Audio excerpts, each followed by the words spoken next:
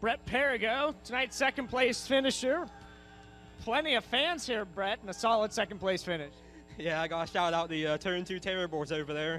They're all a bunch of good guys to hang out with, talk to. I really like them.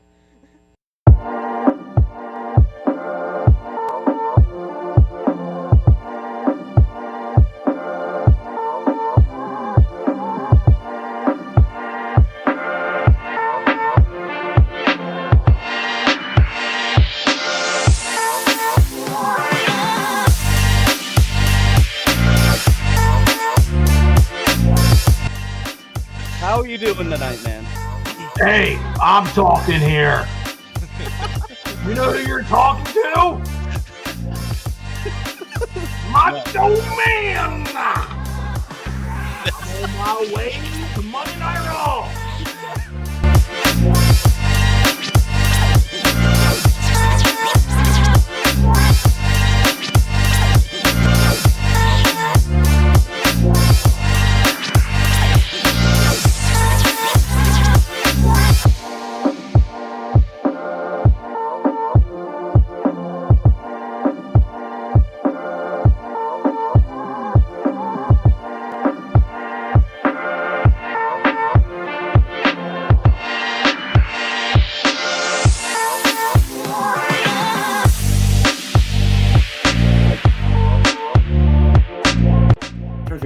To the second one.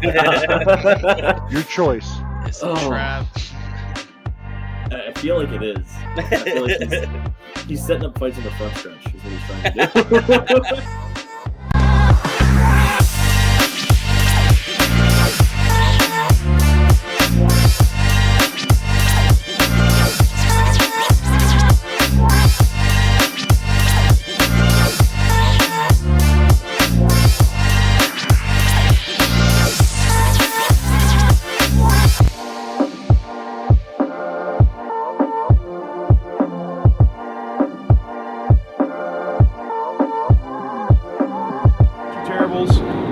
Way. We've got Devin Board with us at Keen Motorsports Shop here with Kyle Keen. Sitting here with Sean Keen. We're going to talk a little bit about racing history. Yep.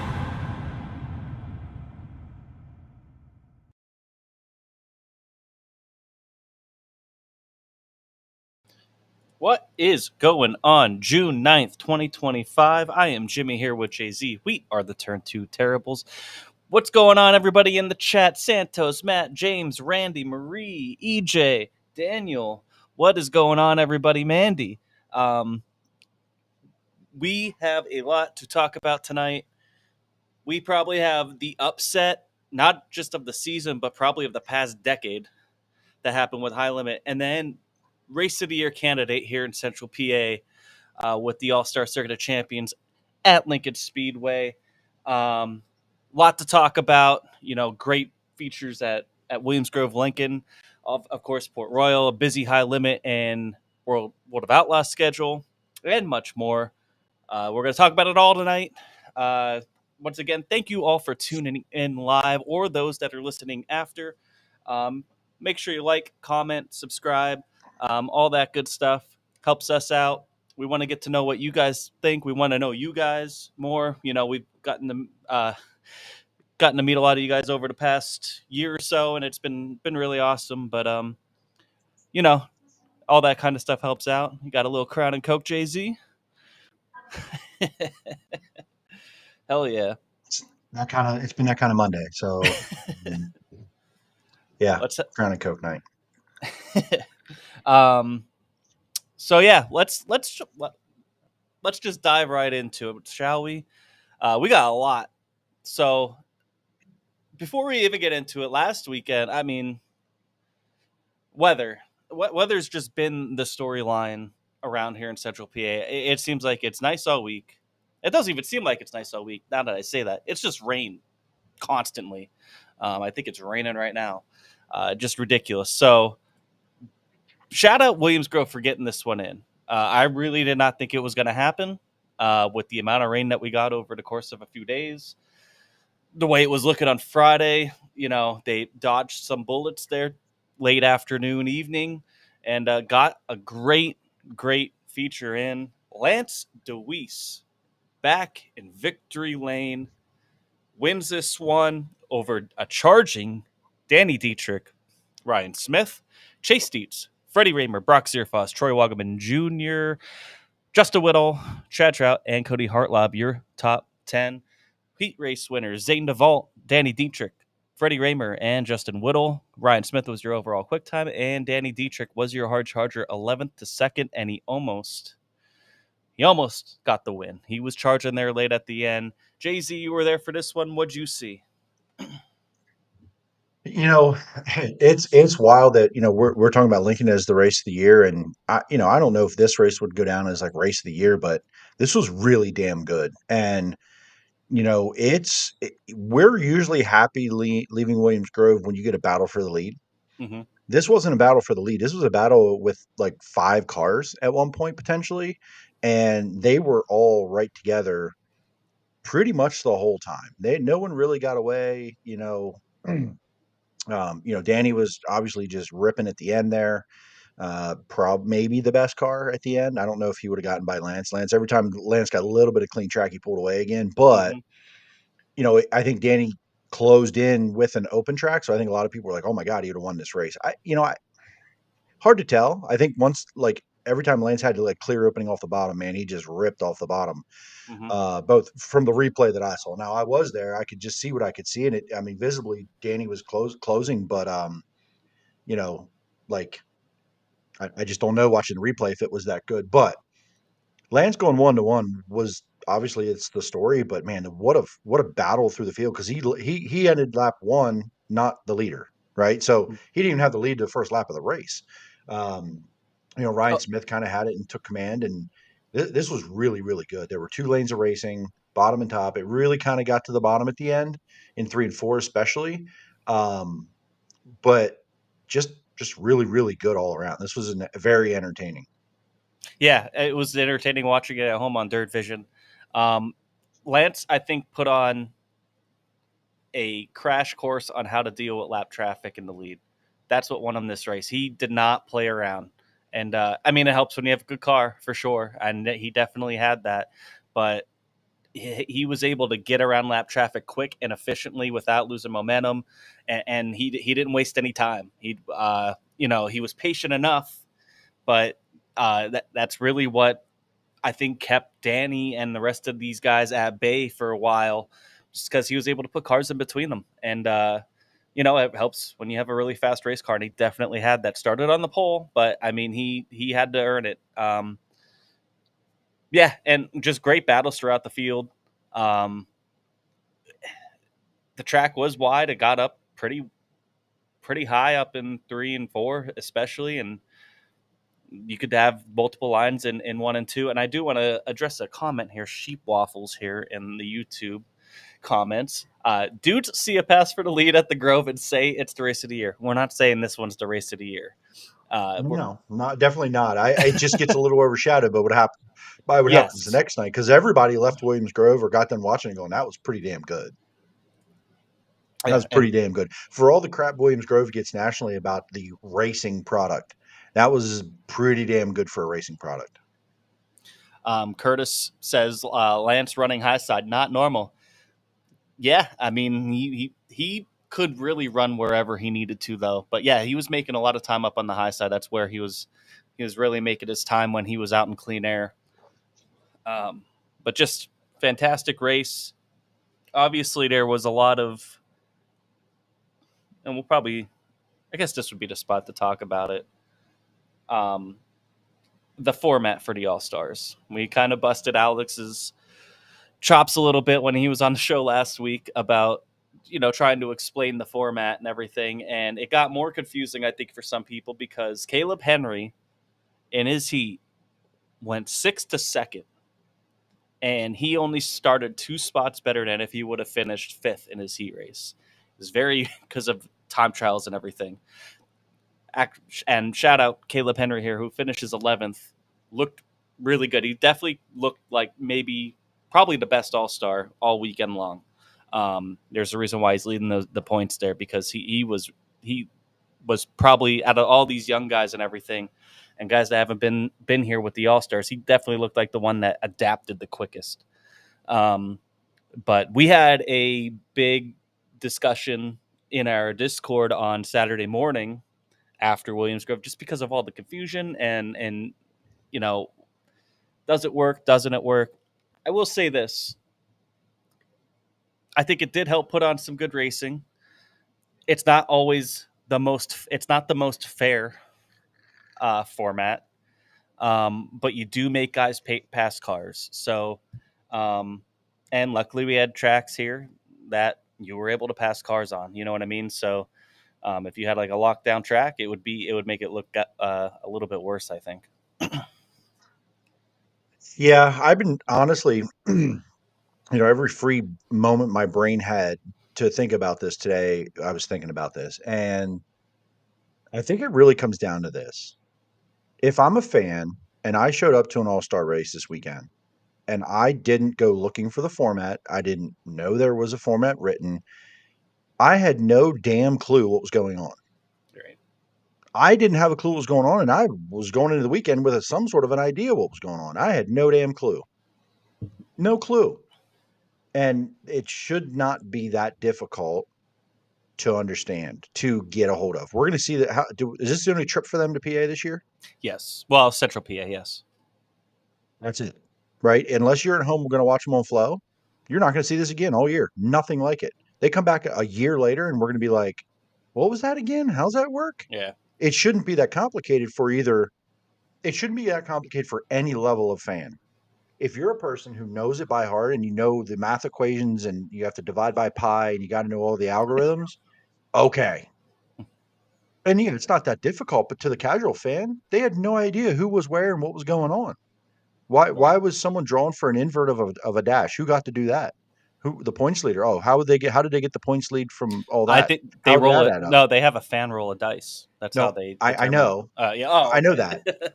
But what if I'm a sitting fan, a fan in the Right. stands, and they're kind of doing it? But why is this person rolling it? And they're the high point person. How did they get there? By doing what? What happened? I didn't follow that person's race event. So what was going on? So the Right. fan in the stand has less, like on Flow, maybe there might be graphics, there might be more of an explanation. There could be things. If you're in the stands, how did you have any clue what was going on? Right. I was there and I kind of understood, and I still didn't have a clue. So like it's but it does have passing points, kind of, because you get more points to move forward in the heat. If you start fourth and you finish fourth, you get those points. If you finish third, second, or first, you get more points. It kind of is passing points, right? So, like, it just I don't think it's simple enough. And to take this a step further, I don't think it works when you get this many cars. No, I don't think so either. Because it only gets worse when we talk about tomorrow night. Yeah, and right? We'll talk about that then, because you have 2 flights of time trials. You got to break that down into 3 heats, and yeah, it gets a little muddy. Mandy here says, I hate the format. It's basically Weikert format, but without passing points, and I'm not a fan of the Weikert format. I am a fan of the Weikert format, but the Weikert format I think works. 1, it's a special event. 2, they invert enough. They do the passing points, which it's basically passing points, where you start, where you finish. And there's no automatic transfers out of your heat. That's where I think this whole format misses the mark. If you're going to do points, do points. If you're going to do transfers, then do transfers. I understand you're using the points to kind of line them up, but when a guy finishes second and it's only a 2 spot different than from where they were fifth, if they finished fifth, I'm sorry, something's not right there. You know what I mean? And what did Dakota said? He said, quote, "We are racing, not qualifying." That was an official. And okay, but you're lying an awful lot amount of your night on time trials. So that's right. So are we racing, or are we it's not an awful format. I don't think it's as bad as everybody's making it out to be. Because I still think, your fast guys were up front. You're just maybe not starting. They were all like within the top 10, I would say, for the most part. I mean, you still had to go earn it, right? You still had to go earn it in your heat, and that's fine. But it's for the fan. How do I know what just happened? Right. Now, maybe it's new, but here's the thing with new. We're going to see this. This is it. That's all we saw it. If you go watch it on Flow, you're going to understand it better. But if you're a fan showing up at the racetrack for a year from today, I don't know. I don't remember that from last year. It's so maybe over time it gets better. Maybe over time that, maybe it gets adapted a little bit.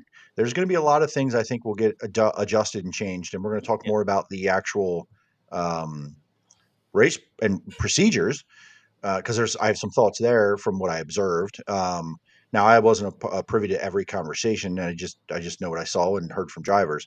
So at the end of the day, it really didn't matter because you look at the starting lineups here and you look at where it finished. This format probably will be perfect where they go every other place this year. Right.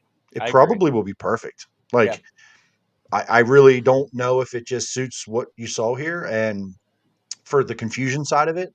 But I think as they go around the country, the east, whatever this region, I think it will make a lot more sense. And this format will be all of Ohio Speed Week, correct? Yeah, it's going to be This format. This format specifically will be for all of Ohio Speed Week and the rest of their season. So, let's see how it works out, and then maybe they make some tweaks on it at the end of the season. There's obviously things that, like you said, it's kind of hard for the fans to follow. Seems like maybe some of the information's not getting out quick enough for not just the fans, but also for the teams to know where the hell they're lining up.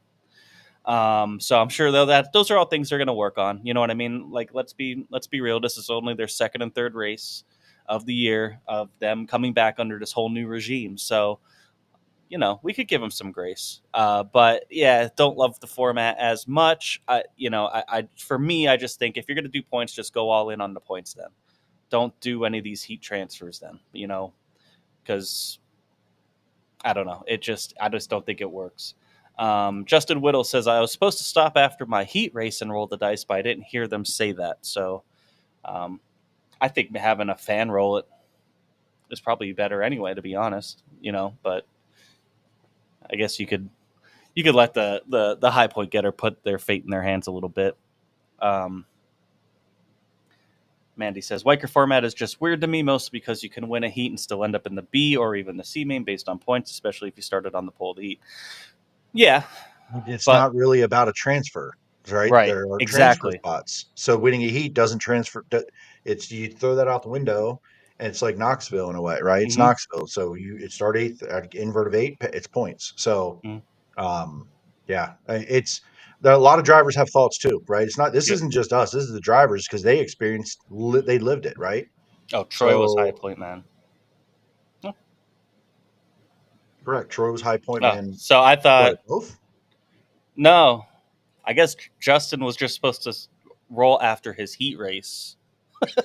So here's more confusion. So he was supposed to stop after his heat race and roll the dice.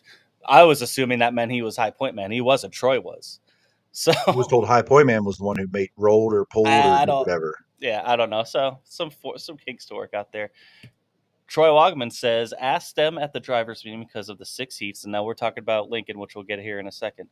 But because of the 6 heats, if they were doing 4 invert, they said, yep, you have to race. So quick time starts outside a qualifying spot and could finish 4th, still be high point guy and have to run the B main. Very confusing. But I understand what they're trying to do, and it's different. Yeah. Yeah, but that only happened that way because there were more cars. That wasn't because they just said, okay, that's what we want. It was just because there were more cars. Right. How's that? Like, you could show up, there's more cars, and now you're not, like, that's the format because there's more cars. That doesn't make sense. Why would it change that way, right? So the math the math's in their brain, but I'm like, okay, if you went Friday night and you saw what you saw, Saturday was totally different. Yep. It really was. Yep. And it shouldn't matter. Keeping it on Williams Grove, though, here before we get into Lincoln and all that. Just solid racing all around. Like I said, Caleb Henry really impressed. Devin Borden finishes 15th here, making his return to Central PA. Cale Thomas in the 49X finished 18th. There were, was it like 30? It was 30, high 30s, not quite 40. 38? Yeah, 38? It was like around there. Yeah, it was just under them having to do 6 heats or something like that. But yeah, I mean, I thought it was great racing. Cam Smith 20th to 12th, continuing his, he had to race his way through. And this state, I think there was one yellow, if I remember. I don't remember for what, but I do remember. I think there was one yellow only. Man, I can't remember. But otherwise, it got into lap traffic, and they had 40 at the Grove. But it ended up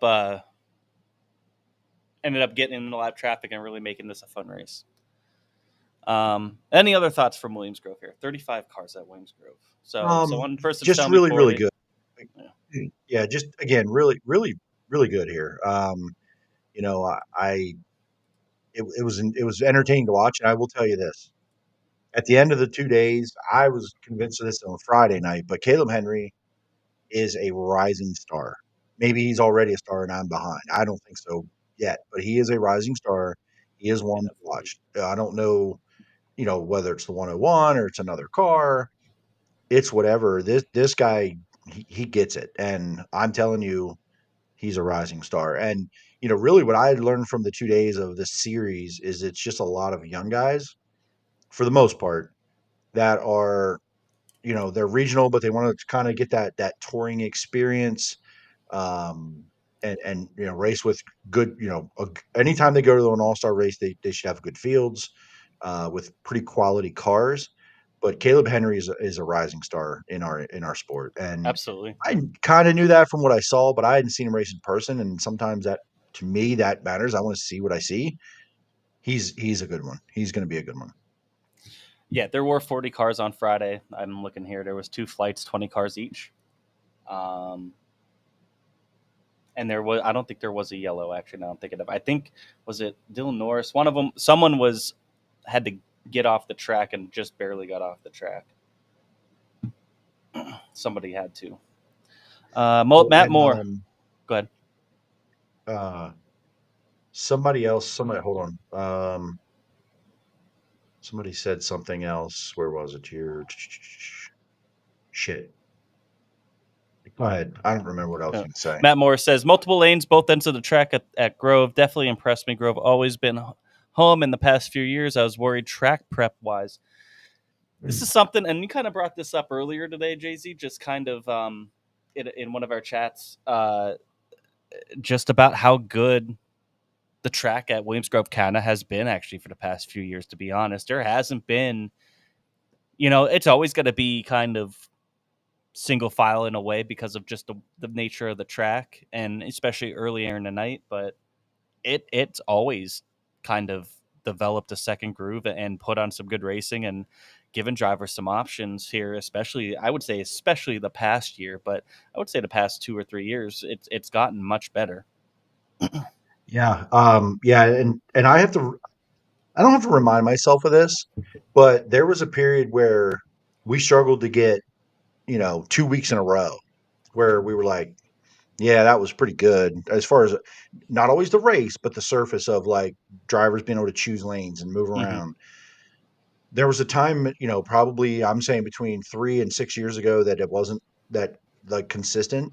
But if I really go back into memory banks, and I've been going to pretty much weekly for the last 3 years, it's been better. It's been more times it's been good than it's been not. Every now and then you get, it rained a ton, weird things thrown at them. That weird daytime one a couple years ago. There were some way bigger extenuating circumstances that day that have nothing, like nobody. It is what it is. But those surfaces have been pretty good, like pretty damn good, all things considered. So, and I will die on the hill if I'm going to watch a 1-lane race. I want it to be at the top. At least there's a mistake. So, if we have that, and some nights somebody kicks everybody's ass from the pole, good for them. Yeah. They did their damn job. That's racing. It happens every weekend, everywhere around the country, multiple times a weekend. But obviously, we rate it Central PA for how many people were racing at the front, how many lead changes there were, how many guys, how did someone come from 20th? That's not always the weekend, but if drivers have options and they can move around, that's what you're looking for. And they've gotten it right more times than they've not the last 2.5, 3 years. Really have. 100%, If 100% agree. you're being honest with yourself, regardless of always the product or if someone stinks up the show, which is their job to do, by the way. Right. There's Lance Deweese, Danny Dietrich, Chase Dietz, Ryan Smith, Freddie Reamer, Brock. I don't care. They want to go out there and lead every damn lap by a lap. That's their damn job. Mhm. It's everybody else's job to go do that, to go chase them down. I'm not going to ever take it away from a guy dominating a race. But the surfaces have you got to be honest with yourself. Yeah. It's been better than not. And that's all the track can do is give them a surface where they could search around, and it's it gives the drivers options. The drivers just need some options, and where it's a safe track surface too. You know what I mean? I think that goes overlooked sometimes, and Williams Grove has done that consistently. So shout out to them. Tom Sansoni Jr. says, "How do you win from the pole asking for a friend?" Well, we'll talk about that in a minute. No, I'm not going to talk about that. Listen, my buddy Tom got a pole for the 358s. Didn't work out for him, but he got some experience to lead some laps in a 358 feature. So better than figuring out how to do it from 25th. Yeah. So we'll take that from a learning experience, my friend. Closing thought from this 410 race, though, is just awesome to see Lance back in victory lane. We've been talking about it.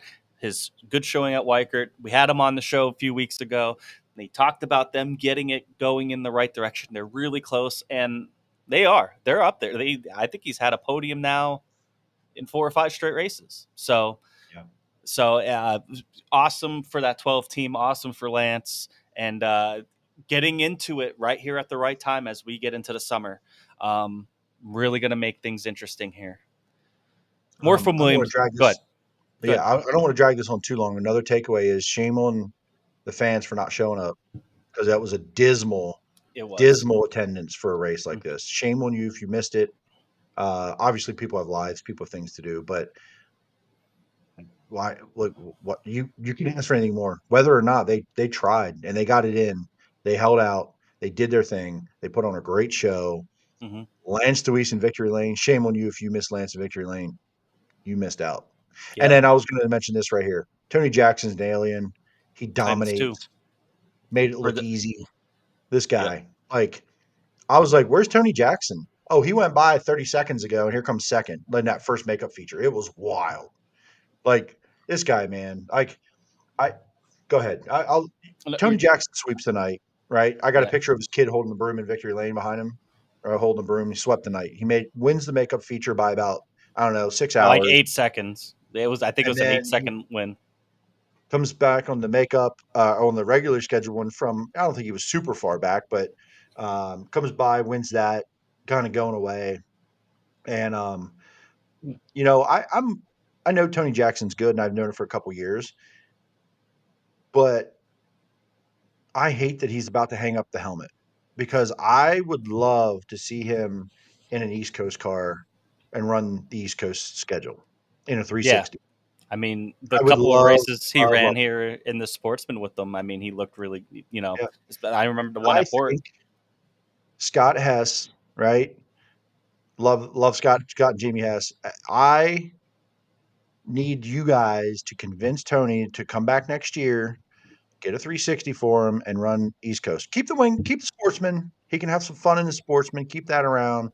Have him come back 1 year. And Tony, if someone send this to Tony, tag him, shout him out. USAC East Coast next year. Let's get him in an East Coast car. I want to see what he can do. I'm not shitting on the competition in the Sportsman, but a more powerful car, USAC guys. Mm-hmm. I want to see him do it. It's also ride, man. I think it's also a little bit of a smaller schedule. And, when Tony was talking about stepping away, it's because, family and everything. He wants to spend more time with family and everything. And USAC, East Coast, that could be a good option, sprinkle some of those in. Just saying, hey, I mean, that's their prerogative, but I agree. I think him in the USAC East Coast, it would be good for the series, and it would be awesome to see what Tony can do. I agree. I would love to see it. But in that makeup feature, Tony goes 5th to 1st for the win. Still, Steve Wilbur goes 7th to 2nd, and then Scott Smith finishes 3rd. Kevin Gutshaw, Trent Yoder, Brett Perigo Brandon Shearer, Troy Rome, Chad Thomas, and Brian Nace were your top 10 in that one. And then in the other feature at the cap off the night, Tony Jackson goes 7th to first, and then wins it over Brandon Shearer, Billy Bryan Jr., Kevin Gutshaw, and Jesus Christ, Steve Wilbur was 5th. From 13th to 5th, Steve Wilbur. And Steve Wilbur from a flat tire on the opening lap to 5th. Yeah, that's wild. Dump one out to Brett Perigo in this one. He got caught up in a little bit of a deal. Didn't look too bad on TV, but he had to get towed away. He didn't really say exactly what was broke on it, but it sounded like it'll be fine. When they towed it by me, it didn't look that bad. Like it went by me. I didn't think it looked all like none of the tires were hanging all wonky or anything. I wasn't sure. Yeah. It wasn't really like a crazy wreck, but just enough to kind of hook them together and bend some stuff up. So yeah, awesome job by Tony Jackson there. Jarrett says, "You're not wrong. It was a terrible turnout. Everyone missed a great race." I agree. I mean, to be noted, Selinsgrove did cancel. Also, pretty much everybody in the state canceled Friday night. That's why I was very surprised Williams Grove ran, because it was raining until about 2-3 in the afternoon, and it rained a lot here. I don't think anybody would have faulted them for canceling, but they deserve all the kudos in the world for running this. They got it in, no rain throughout the event. They kept the track in great condition. It didn't seem too wet.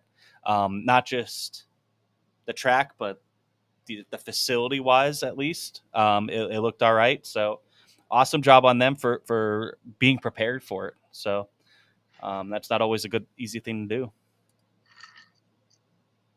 Let's take a quick look at the Williams Grove points after this. Freddie Raymer leads over 50 points over Troy Wagaman Jr. and 90 points over Danny Dietrich. Anthony Macri, Lance DeWeese, Brock Zierfrost, TJ Stutz, Chase Dietz, Justin Whittle, and Cam Smith round out your top 10.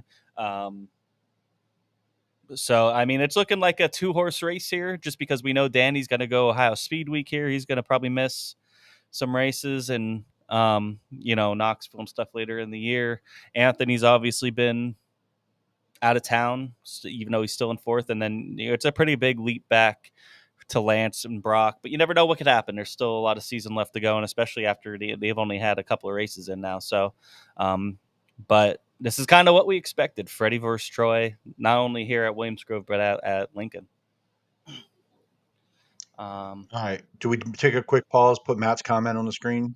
So we got some new fans, new followers. Yes. No, I don't know about a fan. Maybe he's not a fan yet or a follower, but he's here. So Matt, thank you, number one, for being here. We appreciate it very much. Checking in and this show is your show, really. We comment more on what y'all do than sometimes our own stuff about what our thoughts are. So, yeah. So Jimmy, you know what, Jimmy, this is your story to tell. This isn't my story to tell. We just kind of all met online racing, iRacing and stuff like that. And we're all from all over the state. Some of us all over even people from outside the state. And Turn 2 is at Port Royal is just a spot that that's where I always stood. And then it kind of just turned into a meeting point for everybody to kind of get to know each other. And we have this crazy friend group now that ends up meeting there, not necessarily, but it's starting to every week for sure. And then it's just Turn 2 for me at Port Royal is one of the best spots to watch a race. It's awesome. And yeah, it just kind of turned into a thing where, myself and Chris Lynn, our third co-host here, who can't really join us too much anymore due to adult things in life. And but we kind of just were like, hey, let's start. We end up arguing and bullshitting a lot, and we ended up making a podcast out of it. And here we are. Jay-Z joined later, and it's taken on a totally different form. And it's pretty cool just going to Turn 2 and seeing people and, seeing people who watch the show and everything and meeting people. It's been awesome. So that's where it comes from. And each track, kind of has its own little identity, but really it's Turn 2 at Port Royal. If you go to Port Royal and you walk around Turn 2, you will find us. At Williams Grove, it's kind of like the backstretch entry to 3. Yeah. Now, when I met Jimmy and Chris, They were hanging out in turn 1 and 2. Turn one, yeah.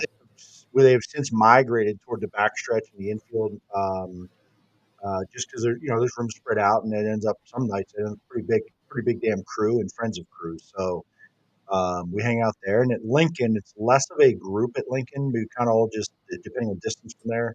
And I do photography myself, so I don't really have any one place. But if I know where I'm going at any given night, Williams Grove or Port Royal, I know where to find the group. So that's kind of the deal. Selinsgrove, everybody kind of roams around or finds a place, but it's derived from Port Royal, turn 2. We've had a lot of people in this chat, come and hang out in turn 2 with us. Steph, Matt Bird, Matt, right? yep. I know where Matt stands at Lincoln. He's the biggest, tallest, goofiest, big bird looking guy, right in the middle, smack dab in the middle of the infield at Lincoln. Can't miss him. But yeah, turn 2 terribles. That's where it kind of came from. A bunch of degenerates, but it'll have turn 2. I don't even know. I came up with the turn 2 terribles thing, and I don't even know how. It was just it was just such a corny turn of phrase, and then we just stuck. It just kind of stuck. So, Sometimes that's the but best way. I'm definitely an infield rat. That's me. I love Bear Hill. No disrespect, but I'm an infield guy anywhere I go. So, let's get to a couple other comments here.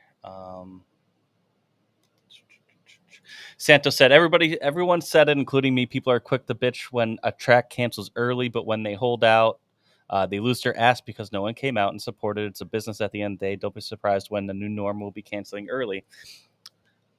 We've been saying this, though, too, and I kind of figured they would cancel early, and they didn't, and they got it in. So, kind of caught me off guard, to be honest. Jeff says, I do feel shame. I chose not to go Friday, weather concern. Not only did I miss Lance's win, but my wife had me mulching until dark. Not even beer for my trouble. No. Oh, what an awful Friday night. Whammy. That sucks. Poor Jeff. Sorry, Jeff. I'm drinking it to Jeff. Early dump it to Jeff. Early dump it. Man, that's a double whammy, my friend. Mandy says, out of all the tracks, turn 2 at Port is one of the best spots anywhere to watch some good racing, especially watching sliders get thrown. Absolutely. Matt says, me and him hang out in turn 1 at Selinsgrove. Turn 1's pretty awesome there. I'm hoping that they have the infield open again, hopefully for Sunday, because I love going in the infield on the small track and watching, because that's a great spot to watch as well. Let's get to Lincoln. Race of the year. I think. What do you all think? I want to know what everyone else. Yeah, thinks. This is so close with that Port race a few years ago, or a few weeks ago. Sorry, that Anthony Macri won by leading the last 5 feet. It was because that was a great feature throughout, but this one's right there with it. I mean, and what a banger! Danny Dietrich wins this one from 10th place over Troy Wagaman Jr. and Chase Dietz, who were under a blanket. So close. How they didn't wreck. These 3 guys, they're amazing what they could do behind a wheel. That the fact that they didn't wreck at times was incredible, and the fact that they could put on a show of racing for the win for that long, just I think shows their talent without a doubt. And just it was incredible. That was your top 3 over Freddie Raymer, Matt Campbell, Ryan Newton, Robbie Kendall, Devin Borden, Tyler Ross, and Cam Smith. Your top 10. Your heat race winners were Danny Dietrich, Ryan Newton, Cameron Smith, Zane DeVault, Dylan Norris. There was another one here and Caleb Henry, who's not listed here. Quarter of the field won a heat race. We'll just right. There's 6 heat races. Your quick time overall was Ashton Torgerson, and Devin Borden was your hard charger, 21st to 8th. Shout out Jordan Givler making the show, P18. I know that was big for that team. Logan Rumsey, 12th, looked pretty good all night. But I mean, obviously, the storyline is this top 3 here, Danny winning. What a race! It was unbelievable. Now, I watched Danny come through the field, but I didn't really remember where he started again. I couldn't remember who was where. This was a shit show of wondering who was starting where and why or what happened. Now, got closer to the lead, got closer to the lead. You know, this is tough because I had no, and everybody in here that's been here a time or two and knows I do the photography. I stopped taking pictures because I just wanted to watch. And that is very rare. It is very rare for me to stop and watch the race that's happening and watching the scoreboard, watching the board. I was like exit of turn 4, like right by where they start, the start line goes off of 4. And I kept watching where they go. When I couldn't see them anymore, I'd go up and look at the board. I could peek at the board, watch them come down the backstretch. I literally was fanning out, and it was so cool to do because I don't do that very often because I'm like, I got to get this shot. I got to get it. Still got some, but I was on the edge of my concrete block I was standing on for the last 10 laps. Like, the guys are unbelievable. Like, Danny doing what he did in traffic, Danny doing what he did to hold these guys off. Chase Dietz just absolutely just running the dog shit out of that race car. And Troy was not the exciting one, but damn, he was going the same speed as everybody else. Mm-hmm. Rolling the bottom, doing what he had to do, and saying, "Hey, I got the clean air on my wing. These guys go to the top. I'm going to the bottom." And he stuck with it and stuck with it and stuck with it. And I actually got a picture. It's not a great picture, but they were basically 3 wide off of 4 one lap with a little bit of staggered. Like it may not, like from where I was standing, I'm like, they're 3 wide on the rail, through the middle, and off the top. Mm-hmm. Unbelievable. And like Danny held the lead all that time, but it didn't feel like it.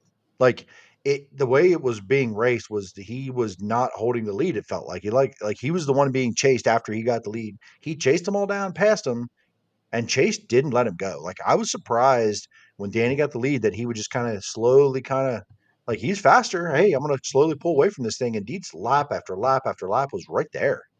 Every time down into 3, he was right there. And I'm like, damn, he's like, is he kind of keeping his gap? Is he waiting for his chance? Like I kept going, damn, is he going to make the move? Is he going to pull the slider? Is he going to do it? And it was like, it just kind of didn't like kind of work out that way. And man, it was one of the best features I've seen in person at Lincoln. And there's been a lot of good ones. A lot of good ones. It's usually, again, 1 or 2 cars. This was 3 cars literally changing lines, dealing with lap cars, running the wall, running the bottom, doing sliders, doing cut down. It was awesome. And it's in hard lap to come up traffic with the words. In lap traffic. It's hard to come up with the words. I mean, everybody that watched it is trying to explain the same thing, right? And they all saw it from a different perspective and viewpoint. And like, we're friends of Troy. We've had Chase on the show. We've had Danny on the show. I appreciate that I'm not like my mid 20s and have this diehard blinder fandom on for one driver, because I would have maybe not liked that as much. That was freaking awesome. Mm-hmm. The next thing, Devin Borden. Okay. Everybody after the race, if you're a fan of him, is going, Devin Borden, Devin Borden, Devin Borden. We saw this like 12 times a year when he was here. Yeah. Starts 20th and finishes 6th. That's what he does. Yep. This is what he does. If anybody was surprised by this, you probably weren't paying attention. He was running he had to wreck 3 times and saved it. Like he was running the wall as hard as Chase was at the end of the race. He really was. And he was making speed, but that was the only place he could make speed. Nobody else was up there as far and high as he was, as usual, and he made it work. But if you're surprised by this or you're impressed by this is what he did. Can't time trial, or goes backwards in a heat, figures it out in the feature. Man, he's going to get to a point where he puts it all together and he gets enough opportunities and time and develops and matures that he puts it all together. You know he's going to go win races. He is the closest to Brian Monteith, right? We talked about Matt Campbell at Lincoln, but the way Devin Borden drives, but when he puts it all together, he's very reminiscent of that type of driver and just got a whole night together, right? No matter the format. And we've seen this a lot over the years here. So very cool. Ryan Newton, what a great run, 9th to 6th. Matt Campbell, obviously he left the track a little disappointed, but a good night for him. Freddie wasn't far behind these guys, by the way. At one point, they were all in the same half a corner. All 4 of these guys at the top. Robbie Kendall, 8th to 7th. Way to hang on. Great job. Logan Rumsey continues to impress. He's out here with these things, the 45 cars. I think he might have been inside the top 10 at one point, and just gets the job done. Yeah, Brady just 13th, 18th to 13th doesn't surprise me at all that he had a good run. This seems very much like his style of racetrack. Um, just a fun night, man. Just a fun night. A long night. We're gonna get to the yeah. not so fun stuff here in a minute, but go ahead and give me your thoughts. What you saw? Yeah, just a fantastic race. I was trying to watch it not with my phone in my hand as I'm driving home from port, and listening to it. Alex Robinson with a great call, by the way. Shout out to him. He did a really good job of making it sound really awesome as I was driving. Is kind of using it as like a radio broadcast, and he did a fantastic job. Just awesome race. It was late. We'll talk about that here in a little bit, but it was an awesome race. Like I said, I think this race showed. I mean, you could talk about the whole top five, but specifically at the end there, Danny, Troy, and Chase, just their talent, just to not wreck, to put on a show like that on that track. The track was perfect. I mean, they got it right, as they mostly do. Just fantastic job. Tough break for Caleb Henry. He was going to start sixth in this feature, and I'm not sure what happened. Did he have some mechanical failure or something like that early on? Yeah, I forget what it was. I don't even know if he took the mentioned it. green. Did he even take the green? I can't remember. I apologize, but he finishes last here in 27th, and he might have been a factor in this, to be honest. You know what I mean? I don't know, but he was fast and very impressive for his first time coming to Lincoln and running as fast as some of these guys that run there weekly that are talented as all hell. Yeah, that's awesome. I mean, he's definitely a guy that you got to keep an eye on. More All-Star guys made the event this night. Cody Bova, he took a provisional, but he was in there. Creed Kemenon made it. Darren Nida, Zane DeVault, Brandon Spithaller, obviously Devin Borden. But just all around a good race. And luckily that should be the story here for that night. Besides some of the other things. Emily said Caleb did take the green for the feature and took home the $250 hard luck bonus money. Thank you. Get to a couple other comments here before we get to some of the other stuff.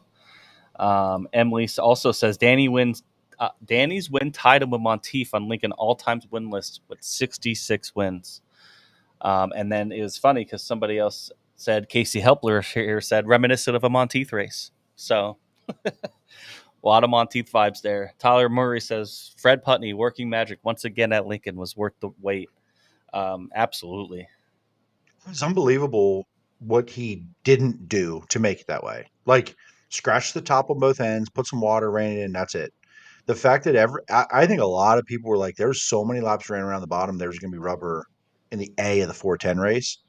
There wasn't until the 358 race. The fact that it hung on the bottom and didn't take rubber until the 358 race was nothing short of a miracle. I don't know how it didn't. With all these race cars, all the laps ran on it. It was unbelievable. And Fred knows what he's doing. Mm-hmm. Simple, quick, easy. And I mean, I've seen tracks do a lot more and end up with a lot less. So he knows. He knows the place inside now. So let's get into this then, because Daniel Lee says Lincoln running late. It happens with having 70 to 80 cars in the pits. I'm guessing there were over 30 358s. I think there was 36. Let me look it up here. I have it right now. 32. I think it was 40. Was it 40, 45 and 32? I don't see. There was heats. Yeah, you're right. 32. Everyone in attendance got their money's worth with that All-Star A-Main. Absolutely. Dylan Sterner says should have done 2 cars at a time. It took too long to run time trials. Yeah, I this is a tough one just because of the way Lincoln's set up. I don't know what the best option is, but I feel like if they're going to do more time trial stuff, which they seem to, everywhere seems to be going more that route, we have to figure something out. Just because when you do get 40 cars and you have a support division, it's too long. The format doesn't help because you had to run 6 heat races and then 4 358 heat races, and if you go back and watch the flow broadcast and everything that you're hearing, it sounded like a clusterfuck. Arguing who's in charge, who's doing what is everybody supposed to do. There's a little bit of confusion, and that's something specifically I think the All-Star officials are going to have to get better at, and I'm sure they will. They learned something here, but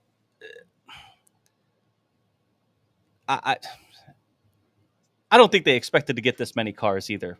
First year of the All-Stars. Now maybe if they do this again next year, which I hope they do, maybe they don't run the 358s. Maybe they start a little bit earlier. Maybe the format's different. I don't know, but something I think for it just takes so long to get cars out to the track and pushed off for hot laps, then push them out for just the whole early night. It just feels like it takes so long, and I understand why. I'm not blaming anybody. I just feel like we got to figure something out here. Yeah, I think Lincoln. Okay. So I'm going to admit when I'm wrong. I'm fine with that. I will gladly do that. I've always been a supporter of having a support show in the Outlaw shows, even on a Wednesday night. But I've always said it comes with a caveat. It can't be a B main type car count division. Extreme stocks, 20. Right. Wingless sportsman, 17 or 18, right? You can run a couple heat races, run a couple, timed hot laps and a feature just to get a little bit of a break from that. There's times where there's going to be times in between, right? So I think the downside here, listen, we all, I hate to complain about the car counts, but it was a lot of race cars that needed pushed off, right? A lot of push truck drivers, a lot of moving parts. I think Lincoln did a fantastic job by getting all the 410s together and all the 358s together the best they could. In an attempt knowing there's going to be a lot of race cars here and we're going to try to do our best. It still sounds like it was a bit of a clusterfuck, as Jimmy said, based on what we could hear over open mics.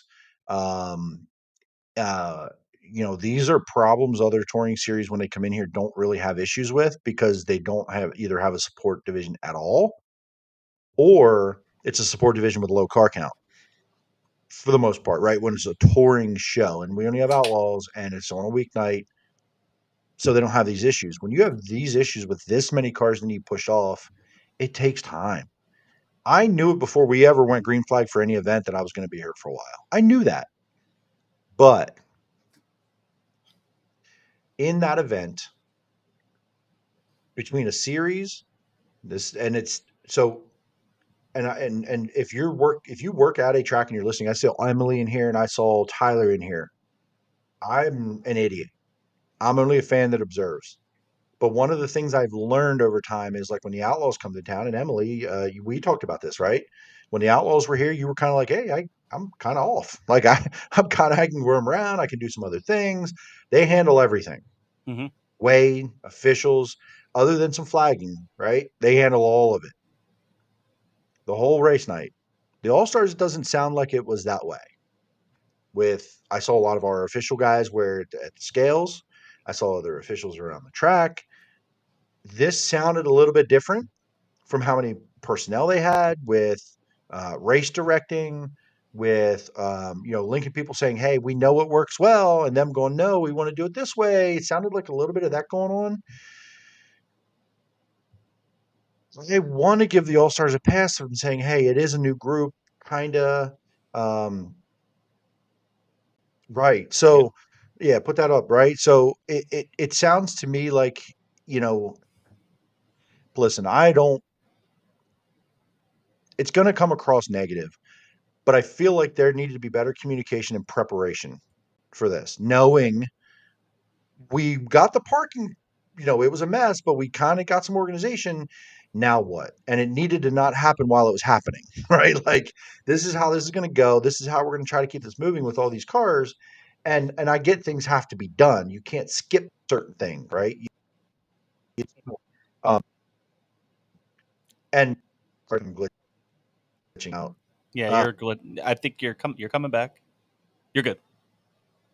You're good. yeah, I'm good now. I bumped my freaking cord on my laptop. This computer is power. It's okay, but it's not that powerful like my other computer. So I want to give them a pass because it is their second time. Their second time out with 45 cars and then another 32 in the pits with another division is their perfect nightmare storm. Okay. Mm-hmm. But fans don't know that. Fans don't care about that. Right. Like, That's true. again, putting my Absolutely. fan hat on, do they care or do they have sympathy for that? That's where I'm coming from. Even as a fan, I'm standing around going, what are we doing right now? Why are we sitting here this long with cars just sitting here with caution lights on? Why aren't we pushing them off? What's happening? I don't have a radio, but when there's Right. nothing that I can see visibly happening and they're all sitting here, what are we waiting for? Right. Whether that's scoring and timing, whether that's, this or that, like the communication, right? Like, hey, here's what we're dealing with, whatever. But all of those minutes add up, add up, add up. And inevitably, you're going to have a car not run. You're going to have a transponder not work. You're going to have a two-way radio not work. You're going to have a red flag. You're You're gonna going to have have a car yellows with and dropping you're oil gonna on the have that. Yeah. racetrack. You're going to have these things with all of these cars that need to be pushed back off. So there's a lot of learning that happened, but it was really, really late. It was brutal. It was brutal. Like, I've never wanted to leave early. I don't leave early. I don't. Emily, you've seen me. Tyler, I'll stay with any division you bring. That red flag, when those two cars got stuck together in turn two in the 358 feature and like welded themselves together in turn two, and we had an open red on like lap 5 of a 358 feature or whatever it was, At I midnight. was at my limit. I was Yeah, done. that was I was it. done. I walked out. I walked down the pits. I stood outside of turn two and watched the end of the feature. I was still at the racetrack, but I didn't go to victory lane. It was the first time in 3 years, I think. Minus the when I wasn't shooting, I had my Achilles repaired it back. Yeah. Actually, I think I stayed that whole night. But Yeah. anyway, I was done. I was like, my energy was gone, done. I was over. It was over. So, man, like I'm just putting my fan hat on and watching it. Not really a Lincoln issue, not really an all-star issue. It's just hey, this was a shit storm of a perfect storm scenario with all these race cars, a unique pit area. All the cars need pushed off. All the cars need to be weighed. And here's the scenario, and some of these guys, the drivers can chime in. After time trials, at some point, I don't know how I ended up in the pits. I got in the pits again. I walked back and I saw Bobby Elliott, our guest on the show last week, Mm-hmm. and I said, hey, how's your night going? Checking in. He goes, well, I've already been weighed 3 times before my heat race, so you could. That's how my night's going. He had no idea when he was supposed to get weighed. They said once, and they said they're going to do it again, and he said I kept pulling and get weighed because I didn't want to miss it. I don't know when I was supposed to get weighed. It was just those kind of things where even drivers were going through it going, what are we doing? Mm-hmm. I'm sure. Right. And they do everything they can to just waste time and not back out of their freaking stalls and wait, they do all they can. And they were like, I don't know what's going on. So everybody had a little bit of that contributed to it. And it was just a perfect storm of not being great optics a little bit. Thank God it was a great A main. I was going to say, because if it was a shit show of an A main, fantastic. So they would be Troy getting Wagaman and Chase Dietz. They saved it. All of you. Thank you Absolutely. so much. We were entertained. That's really what matters. At the end of the day, I still had a great night. It was freaking late. I don't live that far away, and I got home at like 1. Mm-hmm. That's not great. Tyler saw me in the pits going, like kind of confused, looked at me and goes, something you can talk about on the show Monday, and open red in a 358 feature. And I said, I'm going home. Yeah. And they all laughed and I headed out. And I was like, it's crazy, man. So it is what it is. Go ahead. I was at Port and we hung out in the pits for solid. I mean, we hung out after the final after the 410 feature in the pits for a solid half hour at least before the time I finally pulled out of the parking lot. And then I have an hour drive home from Port, a little bit over. And I got home during that open red for the 358 feature. I'm like, man, I mean, it was good. I was, it was just, that was late for me, and I couldn't imagine still being at the track at that point. It's just, like you said, a perfect storm. I, I don't know. I'm dumb. I don't really know anything, but I feel like there's Same. ways to improve this. There's ways to improve this on both ends. Um, Obviously, they could think about when they schedule this next year, which I hope that they do. Agreed. They think about a different support division or no support division, or maybe they move up start time. But I also think there's got, because it's not just, this is a Lincoln thing where it does seem like they always have late nights because it takes forever to push them off. And I understand they're constrained to what they have. I just feel like maybe they have, there's got to be a solution somewhere. I don't know what that right? is. I don't know what that is. They have such a great flow and great pit area for a small track. Like, it's fantastic. I think they do the best with it for being a smaller track. And I do agree. Like, I used to like when Lincoln did the 4 cars at time trialing. They used to do that, but they still had to push each one out, push them off, let them idle, and then let them go. It's the same amount of time. I like single car. We see the Outlaws doing single car. Um, Here's my problem though with like saying 358 shouldn't be on that card. There was extra money on the line for them. They showed Right. up. They supported it. There was a pretty good crowd there. And I'll be honest with you, even as late as it was, I looked around at one point after the 410 feature. There was a lot of people waiting, watching the 358 race. There was a lot of people still there. People want to support it. If we're going to do this, we either bump up it by a half an hour, we bump up the time. All right, give us a half an hour Mhm. of grace and say, hey, we got a lot of cars coming. We Hot know it. laps at 6. Hot laps at 6. Hot laps at 6, right? Something. So, if we're and I think, listen, everybody learns a little bit, and you hate to break. And I understand if I'm a track, um, I hate to break my schedule for 1 week and have people confused. Right? You're in the summer True. run, Yeah, and but you're I mean, consistent. You do it here, here, and here. But now it's like, oh they've wait, a half an hour, we also, missed how many something. times have they bumped up a race earlier in the year because of weather? They've For done that, weather, or sure. rescheduled it to a totally different day. To bump it up an Yeah. hour for 1 week, I don't think is a big deal. And then if you don't have a second division, or you bring a division that's a support that has 24 cars at the most, and they have starters, do your normal time. Mm-hmm. Yeah. You Yep. can still have issues. You can still be a late night. You can have problems. You can have somebody in the catch fence and knock it down. You got to repair it. Yeah, shit happens, but you don't want that kind of shit to happen on top of all these race cars that need pushed off every time they have to stop. Right. So, yeah,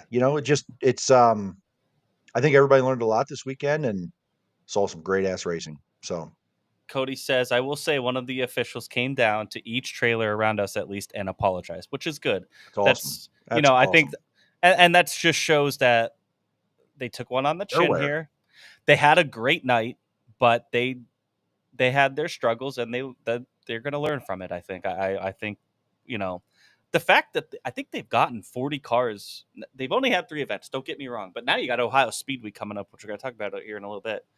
They've had at least 40 cars at every one of their events. That's awesome, and they have like 13 or so. They have as many traveling or full timers as the Outlaws or the High Limit, if not more. So it's a great sign for this series, and a great resurrection of what is it's a working man series. It's a regional weekend warrior type of series. So, and we want to see that. That's the type of thing we want to see, work. So, yeah, it's get a couple of Put Nate's other comment comments. up. The last one here. Because, dude, half the time you sit around the pit 2 hours waiting for heating the motor anyway, you could start earlier. That's your own fault. If you're a 410 team and you know where you're going to park, why are you there so early? You open the trailer and everybody stands around for 2 hours. Like, that's your own fault. What are you waiting? What are you in a hurry for? It's amazing how early they line up and then do nothing for 3 hours. Now, if you got to maintenance your car from the night before, you had a problem at the shop, Right. the way the timing and logistics and your team get there, you don't want to miss it. Well, that was the other thing too. Babs was supposed to run on Sunday. You know what I mean? And it didn't because of the weather. But I feel bad for some of those teams that don't get home till 3 a.m. and they have to turn around and go to Babs the next day. Sean Keen here, Port Royal, 35 super late models, 29 410 cars, time trials for the late models, heat races, and like 3 dashes. Yeah, it was. They have a cool format. B main for both, 2 B mains actually for the late models. 35 laps, blah blah blah. Last day main done was at 10 p.m. They keep it moving well. They have a great system too. They're also much more set up, I think, where they have a nice staging lane, and they have 35 of those cars had starters. 35 of the cars did have starters for sure. But even when they had 100 cars that all needed pushed off a week before, it was still probably like 10:30 when they all got done. They have a little bit more room to work with than Lincoln too at the same time. So let's not overlook that aspect as well. But yeah, I mean, I agree. It's unfortunate. I don't know what the solution is, but hopefully they'll come up with some here. Any other thoughts from the 410s here from Lincoln before we move on? 358s, Tyler Ulrich wins here over Aiden Hare and Wyatt Hinkle. Andy Best, Eli Tuckey, Cody Fletcher, Dylan Norris, Ashley Capetta, Scott Fisher, and Jude Siegel were your top 10. It looks like I think Tyler Rutherford was your hard charger. Yep. Plus 11, 22nd to 11th. Yeah, this was his first win, Tyler's. First So career win. And right in front of Aiden Hare, who has been somebody who just said it. Who just said that? Jamie Hartlop. How about that, Aiden Hare? This kid's impressive. Got a win in his rookie year. Earlier this year, like week 1 or 2, he blew up and had to wait a bunch of weeks to get back. 358s have had some bad luck. They haven't ran a race at Williams Grove yet. They've gotten a few in here at Lincoln, but not that many. And I'll tell you what, there's a lot of 358 guys, and we've said this every year we've been on this show. Logan Rumsey, right, came out of there. He's already in 410 experience. Tyler Ulrich had been knocking on the door for 2 years. They didn't get the sprint car out until a couple weeks ago. They couldn't get motor parts. Just came back out. I think his second race. Aiden Hare. I think Jude Siegel's on the rise, right? I think he's coming. There are a lot of good young racers in this division, and it is tough. It is very difficult. But Aiden Hare continues to impress. That track was tricky. Mm-hmm. It was not normal for 358s. They had really no time with a heavy racetrack. By the time they got to run their hot laps, it was already not dusty, but slicked off. Then the heats were even worse. By the time the feature came, it was slick. They were starting to lay some rubber in 1 and 2 in the bottom on both ends. And it was slick otherwise. And some guys had trouble getting hold of it, right? We were kind of, busting Jaden Wolf's balls a little bit last night on iRacing about slick racetracks because he made a post. He struggled. They've been struggling with it. He jumped on iRacing with us last night, and we were joking around at Lincoln. We were running a 410 race at Lincoln, and I said, "Oh, starting to get slick, Jaden. You're going to go backwards." So we were kind of busting his balls, but this was tricky for the 358 teams, and I think it was. You can't say experience, right? Tyler's not overly experienced. Aiden's a young guy. They just hit it right. They got it right for him, and they made it work. So it was definitely a tough track for them. And yeah, Cameron Merriman, man, this is my pick. That's another one. He had shitty draw in the heat, and just I don't know how bad the car is. I didn't talk to him today, but he took a ride, red flag in the heat, trying to make up ground on a bad draw, right, to get up front. So hopefully hopefully the car's okay and he's back out soon. But he's another one. There's just so much good talent. And Steve Owings, look at the night he had in the heat race, spins out, or I think gets spun or spun out, ends up starting near the back of that feature, starting to come up through, and then gets tied up with Bryn Gone, who broke, trying to pull into the pits. They get welded together. Just a tough night, right, for a veteran guy who's won a lot of races. So super competitive night for them, a lot of race cars, but Tyler Ulrich got it done. Finally. I mean, in my mind, it's not finally, but he's been so close and he's led laps and just hasn't quite closed the door. Got it done. So congrats, Tyler. Tyler here, Ashley with another solid run and currently second in points behind Dylan Norris. She has been very, very consistent. Consistency we haven't really seen out of here in a while, and she's been probably top 10 every week, at least at Lincoln here in the 358. Just really, really awesome runs. She went up +6 from 14th to 8th, passing cars, looking really good. Short of a heat race, didn't get going on the heat, missed the redraw for the handicap. But probably would have started back close to that anyway with her point standing. But had a chance to really go in a heat race too, and just didn't get a good start. But yeah, she's been very good this year.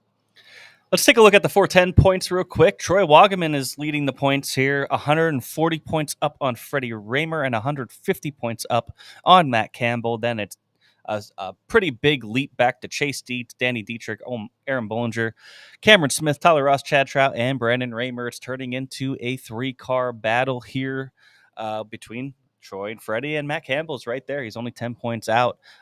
Troy's got a pretty nice lead here, but those points last year.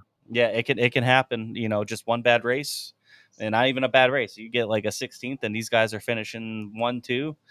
It's a whole different ball game. So, got to be on it every week. So this should be right down to the end for these guys. So shout out to Troy, still leading the points there. Got a good lead. All right, Port Royal on Saturday night, along with the super late models. 410 feature was last. 29 cars in the pit area. Saw some different faces there. But a familiar face in Victory Lane. It's been a little bit, but a very familiar face to the Port Royal Victory Lane. Logan Wagner wins this one from 7th place, with Lance DeWeese second from 8th, and Justin Whittle finishing 3rd from 9th. Brock Zierfoss, Michael Walter, Gerard McIntyre Jr., Doug Hammaker, Austin Bishop, TJ Stutz, and Jeff Halligan were your top 10. Heat race winners were Whittle, Walter, and Jake Karklin, who started on the pole of this one, fell back to 11th. And your hard charger was Doug Hammaker, 18th to 7th. Looked really, really good in that feature. Shout out Kyle Keene. He started 3rd. He did fall back a little bit. Brett, both the Stricklers made the trip out. Jordan had some issues in the B main, couldn't get it started, but Brett did his thing, his first time really back there since last year. He went and got a couple laps in the heat, and then motor broke, and had the first time back there since then. So got some laps in, had some fun. They sounded like they all had fun, so that's cool for them. He made a cool move in the B main. He was running 6th, and just the last lap, he decided to pass 2 cars and get himself a little bit of a better starting spot. So that was fun to watch. But Logan Wagner, man, he just sliced and diced and had a pretty commanding lead here. Lance DeWeese was so fast. This first heat race with Lance and Whittle, they started. I'm gonna see. They started like I want to say like 5th or 6th, 5th and 6th, and they had to pass some cars in their heat race. And Whittle got around some of the cars first, but man, Lance was a dog. I mean, he was making some really tight passes. Whittle had to make a couple good ones too, but once he got out front, he was kind of gone. Lance kind of had to work for it a little bit. Whittle started 7th, Lance started 6th in the heat race. Whittle got a really good start and was able to get around and get to the front pretty quick, and that kind of they had a handicap here. Logan Wagner looked really good. No Mike Wagner this last week, so I didn't see both cars, but good for Logan. Been a while since he's been in Victory Lane, and he looked really, really good in this one. Got himself out front first, got around traffic, and did his thing. And pretty solid race. Track was really nice. I got to say, all 3, and this is going to be my drink it later, but I'm going to say it now.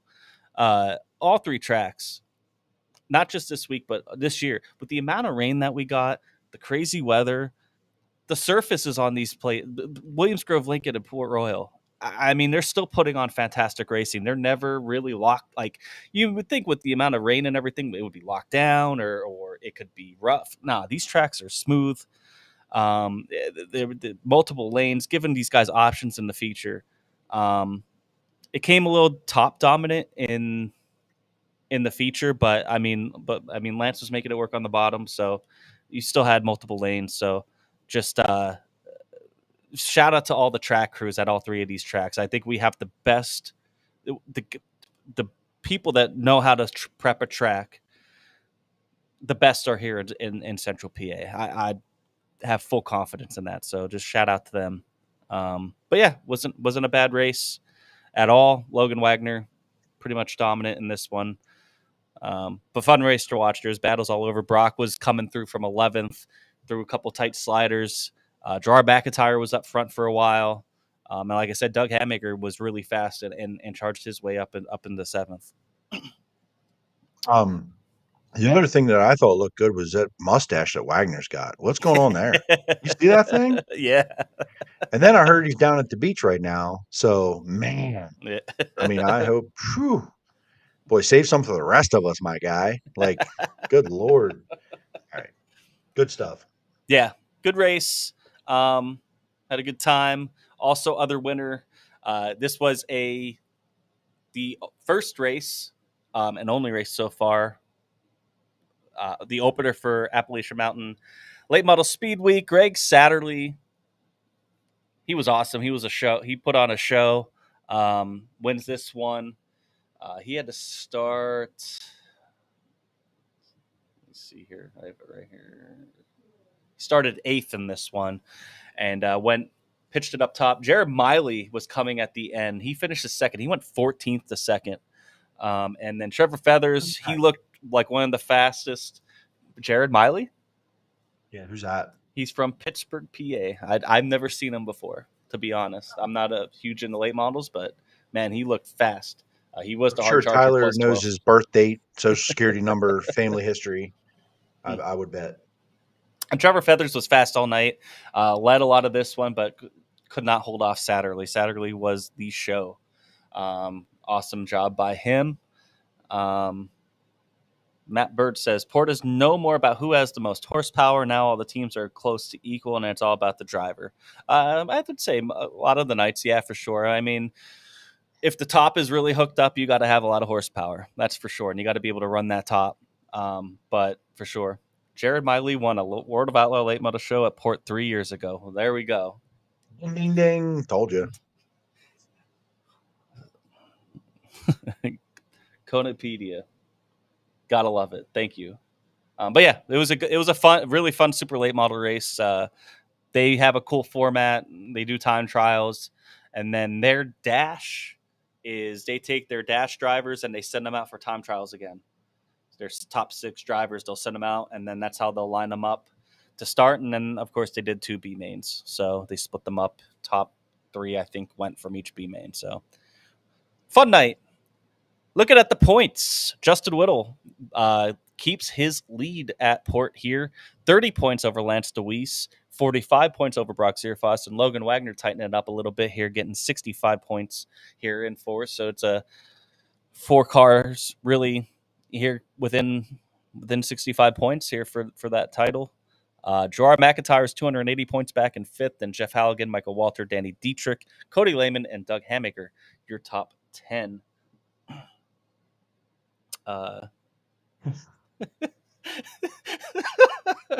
Go to bed, Justin Whittle. They already talked about you. That's funny as hell.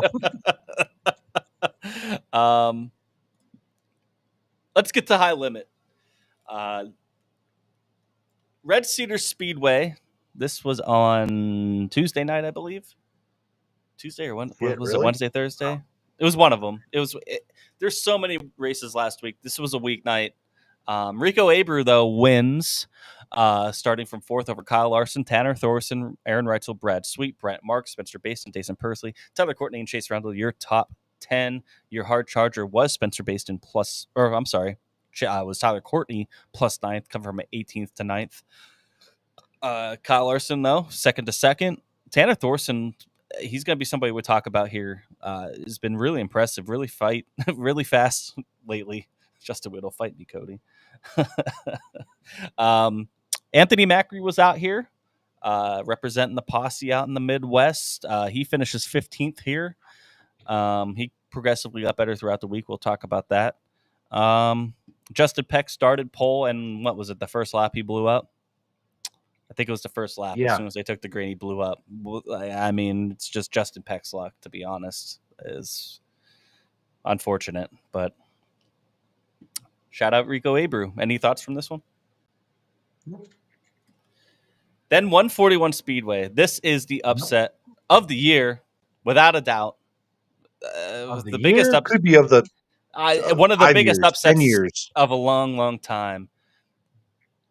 Travis Arens wins over Tanner Thorson, Bill Baylog, Brent Marks, Scotty Field, Dason Pursley, Corey Day, Joel Myers, who went 24th to 8th, your hard charger, plus 16. Kyle Larson, 21st to 9th, plus 12. And then Aaron Reitzel rounding out your top 10.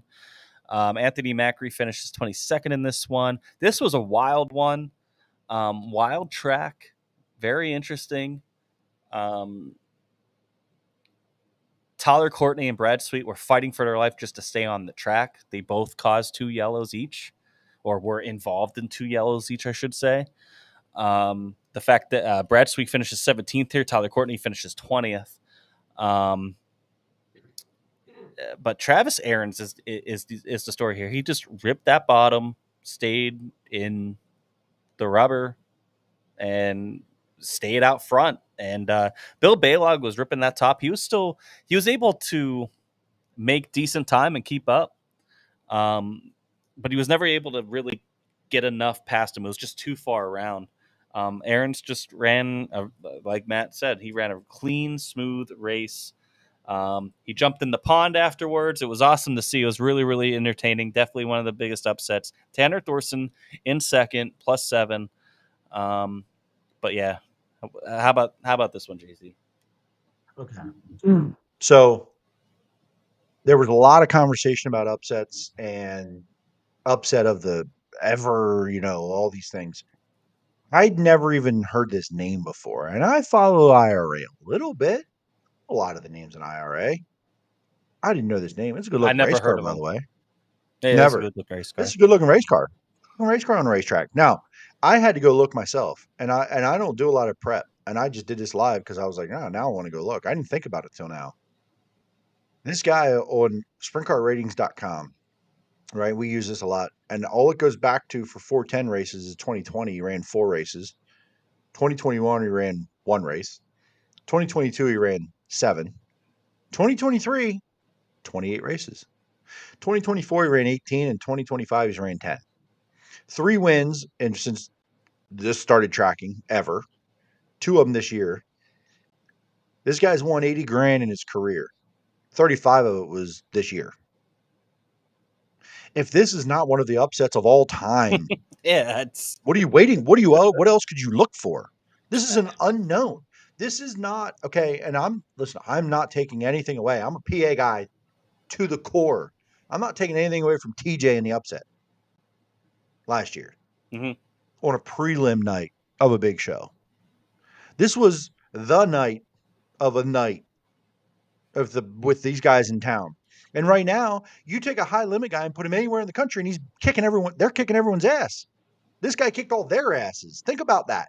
What was there was a tweet the other day that said about divide and conquer. At the end of the weekend, some high limit guys went to Knoxville, some high limit guys stayed in Wisconsin, and they both won at both places against anybody. This guy just came in and beat all of them. If this is the upset of all upsets, I don't know what you're looking for. Yeah, this was awesome. Insane. Like, I found myself like, I'm a Brent Marks guy, and he's 11th to 4th and was like getting good at the end. But I'm still going like, oh man, I like Tanner Thorson, man. He's been on a roll. Like, I like Bill Baylog. I'm like, shit. But you couldn't go wrong with anybody there. How could you not root for this? And Scotty Thiel, 13th to 5th. Like, this was look at that top 5. Look at who he beat. Like, man, look who's in this field that this guy beat. I mean, obviously, you got Larson, Brad Sweet, Reitzel, Larson, Corey Day. I mean, just everyone. it's insane. It's unbelievable. Like it's just so cool. And he's an RI. And here's the other thing. Wisconsin, I love you. And I gave him props. Like, hey, Wisconsin fans showed out this weekend, Yeah, and I'm here for it. I love that they have the passion for it. But IRA is IRA. So calm down, IRA. We don't know you. Look at us. Here we are. Ooh, look at us. Look what we just did. This guy doesn't win in your series. Mhm. He don't even win in your series. But he don't win in your series. So calm down, IRA. This doesn't we know who you are. We love you. Bill Baylog, right? Bill Baylog. Mhm. But this was the upset of all upsets, and it's awesome. He won a track championship, I believe he said, at this track years ago in a 305, maybe 305 or a 360. Or no, it was like a mod. It was a totally different. It was a totally different vision. Yeah, I can't remember, but like one of the 19 mod divisions that exist. So he does have a lot of laps at this track, and if it was a modified, Absolutely. he was probably running the bottom all the time, so he knew exactly how to hit that bottom. Tyler probably this too. Yeah, right there. Randy Kopp, Tanner Thorson has been fast. Stevie Smith Jr. is getting the car dialed in. Ashley Capetta says he didn't start on the front row either. He respectfully passed too. Absolutely, he started fifth here. I mean, he was biding his time early in this race, and Bill Baylog was Bill Baylog was just so committed to the top. He just rolled around him right on the bottom. And if you have Flow and didn't watch this, go back and watch it. Yeah, it was awesome. Go back and watch it. It's chaotic. If there's a spoiler and you know who wins, go back and watch this race. I was like glued. I was like, holy shit, check this out. And listen, it was on a weeknight, right? What else am I doing? So right, it's freaking cool, man. Tough luck, Anthony Macri. Casey Kane got. I don't know if he hit the inside tire, but looked like he hit something and got turned around in turns 3 and 4, and Macri had nowhere to go. He just ended up in his lap and ended up flipping. So, but they got that car patched back up, and they were back out the next night. Let's take now this race. Look at this points battle with High Limit. Brad Sweet is 2 points up on Enrico Abreu, 5 points up on Brett Marks, 8 points up on Tyler Courtney, and 16 points up on Aaron Reitzel, and 98 points up on Justin Peckett, 6th. Tanner Thorson, Casey Kane, Spencer Baston, Chase Randall, they're over 200 points back in 7th, 8th, 9th, and 10th. But this battle, just that top 5 within 16 points. Are you kidding me?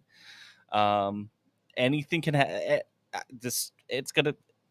This point in the season, with how much they got left to go and all the different cars that they get, and just all the variables, this is going to come down to the last race. That top 5, there's the top 5 of the top 8 drivers in the country right now. I agree. Yep. 5 out of the top 8. The other ones are Gravel, Larson, yep, Buddy Kofoid. Okay. Right now. Yeah. This is the top 5 out of the top 8 in the country right now, potentially. Right. And I'm just touring.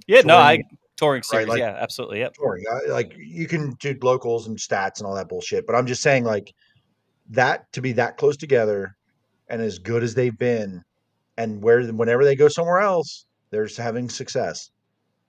Pretty awesome. Yeah. And honestly, Brent has been very consistent, has a win. But nobody's talking about him as one of those guys. I'm putting him in there because this results and this right there shows it, right? The type of season Brett Marks is having right now reminds me of a Brad Sweet World of Outlaws season. He's just consistent, man. He's 2nd to 8th, whatever, right? And I think it's not going to take. He's going to have a weekend where he rips off 2 or 3. I think at some point, and that could be that. That's where Brad Sweet ended up.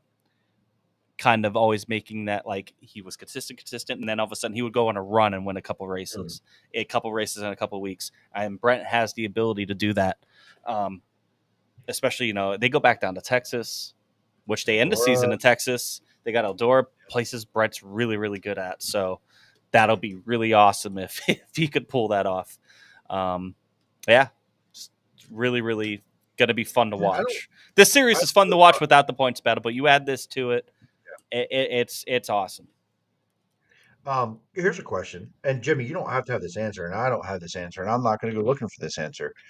But I still feel like all this thing with the Brad Sweet scales clusterfuck. That does it get Yeah. overturned?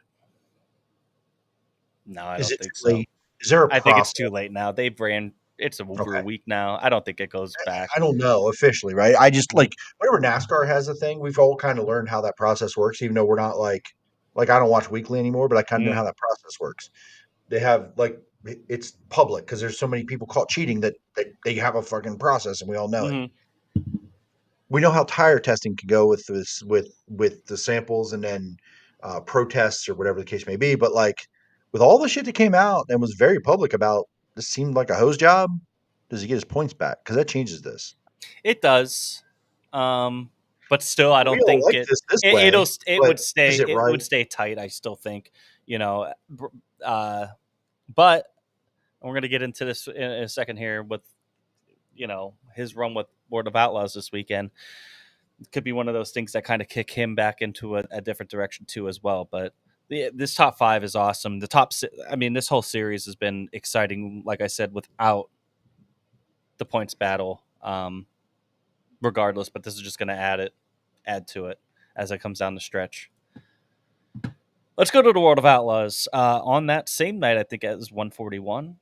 One of the same nights. They were at Jackson Motorplex. I think it was Wednesday. Carson Macedo gets the win here over Kerry Matson, David Gravel, Buddy Kofoid, Chris Wyndham with the top five, Kelby Watt, P6, Bill Baylog, Garrett Williamson, and Giovanni Selzy and Donnie Schatz, your top 10. Your hard charger was Cole Macedo, plus Macedo? 5. Yeah. There was no passing here. Look at this. +1, -1, +1, +1, 2, -3. Is I this the mean, most boring track in the country? I didn't even watch a thing of this one. Me So neither. I don't um, even know if I'd want to if I could. I hate it. I hate it for them because the facility looks amazing. It looks like Right. they've done a great job with this facility over the years. They had the Jackson Nationals. They don't have that anymore. This is it. Um, this it sucks. Maybe they'll figure something out, but they have the facility there. If they could just get the racing a little bit better, they'd probably get a little bit more national attention, I think, at some point. You know what this place reminds me of in NASCAR world? Texas. Yeah. Full facility, big Hmm. house, the big ass screen, and shit racetrack and racing. Kinda. Right? I don't know if I've seen great racing in Jackson ever. Maybe I'm wrong. I Nah, could be not wrong. not in It's okay. years. Not in I'd be years. wrong. Um, I'd be wrong. It's okay. I can be and wrong. like Tyler But I said, just track was wet and heavy first race of the heat, and there rained a ton leading into the event. And excuses. we were just We've talking had about how rain PA too. tracks have been able to figure it out, but different soil, different conditions, different everything. I get it. Yeah, that's actual dirt. That shit ain't clay out there, I think. It's actual dirt, isn't it? Like that black. Isn't Yeah. it like the Knoxville, the dark black stuff? Daniel Lee, you took the words right out of my mouth, Jimmy, with regards to Brent Marks. This week benefited Brent. He came out of it unscathed. Other than Rico's win at Red River, everyone else were caught up in some incidents and mishaps. And yeah, Brent's just staying the course, staying consistent, and he'll if he rips off a couple wins, it could be the deciding factor. TJ Stutt's making an appearance at Jackson with the Outlaws. Yeah, he was up there. He finished 23rd. He finished 22nd, started 23rd. Oh yeah. Next, Plymouth Dirt Track. Rico Abreu gets the win over Buddy Kofoid and Tyler Courtney. 2 out of 3 high limit for the podium. Carson Macedo, Brad Sweet 5th. Sheldon Hanshield, Bill Baylock, Tanner Thorson, Donnie Schatz, Chris Wyndham, your top 10. Your hard charger was Sheldon Hanshield, plus 12, 18th to 6th. But Rico wins this one. There was a lot of smack talk through these 2 races over the weekend. Friday and Saturday. Sunday got canceled because High Limit was invading. You look at this top 10: Rico, Tyler, Brad Sweet, Tanner Thorson. 4 of your top 10 were High Limit guys. Anthony Macri goes plus 6. 4. He finishes 17th. I said that 4. Oh yeah, Baylog's an outlaw, isn't he? Shit. Yes. Sorry. Chase Randall finished Sure. 13th, so there's another one. Danny Sams, Kyle Larson in this one. I forgot about this. What a wicked wreck he had. He started pole of this one, and he was behind Rico going into turn one, and his tire just flew off, and he almost cleared the damn catch fence. Good thing he caught into it. It was a scary one for a second, but he was all right. Tough deal for him. Tyler Koenig, first non-top 10 finish for David Gravel all year. Yeah, absolutely. Yeah, he finishes 22nd here. But I mean, What happened? Did he break? I don't even know. He started 14th, so he wasn't even up there at all. So maybe just a bad night. Overall, he probably broke though if he finished back that far, I would imagine. And then going into Saturday, Brad Sweet gets the win at Beaver Dam Speed Raceway over Anthony Macri, who finishes P2, closes out that Wisconsin swing on a strong note. Sheldon Haudenschild third, David Gravel, Buddy Kofoid, Donnie Schatz, Rico Abreu, Carson Macedo, Tanner Thorson, another top 10, and Logan Schuchart, your top 10. Tanner Thorson finished top 10 all week, 5 races, top 10, every single one. Brad Sweet blew a quick change rear for David Gravel. A broken axle too. Brad Sweet, though, I don't know if anybody saw either the Chaz talking about it or saw the Sprint Car Unlimited interview. Looked like taking a little bit of shot at the Outlaws in his post-race interview after winning this one. Making sure that the Outlaws were on the TV next to him as he's getting interviewed and talking about how there's a lot of smack talk. There was a whole ordeal here that, all the high limit guys, they have flags for their pits, which I think is a pretty cool deal. And they decided to put them out behind their haulers at an Outlaw event, and they made them take them down. So that just adds fuel to the fire of the rivalry here. I think it's fun. I just hope it doesn't go too far where it's like, hey, high limit guys can't run our shit anymore, or Outlaw guys can't run our shit anymore. I don't think it'll get to that point, but it is kind of fun watching it stay relatively friendly right now and just kind of taking shots at each other. Who's the better series? It's fun to watch. I don't know. I disagree. Why? High Limit's having fun. Absolutely. The Outlaws are just kind of being bitches about it by just like it doesn't exist. The High Limit has 0 issues saying an Outlaw winner, Outlaw champion, Outlaw race last weekend. No issues. 0.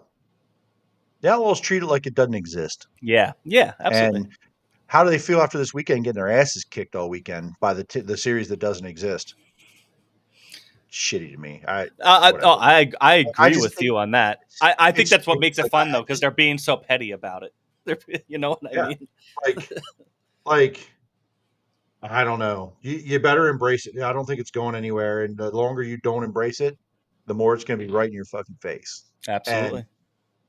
And I don't like that. Like they didn't. And again, they don't have to acknowledge anything. They don't have to. But the fact that they didn't acknowledge Travis Arens won a high limit race the night before is insane. Yeah, one of the biggest upsets in sprint car racing in a decade or ever. Yeah. You know what I mean? And you can't even acknowledge that as kind of Johnny Gibson. You're not doing anything. The sprint car fan of all sprint car fans, and this and that, and you can acknowledge that that's what series that happened under. Come on, man. What that tells me a little bit is that they don't care about these. I don't want to shoot. I want to choose my words right here.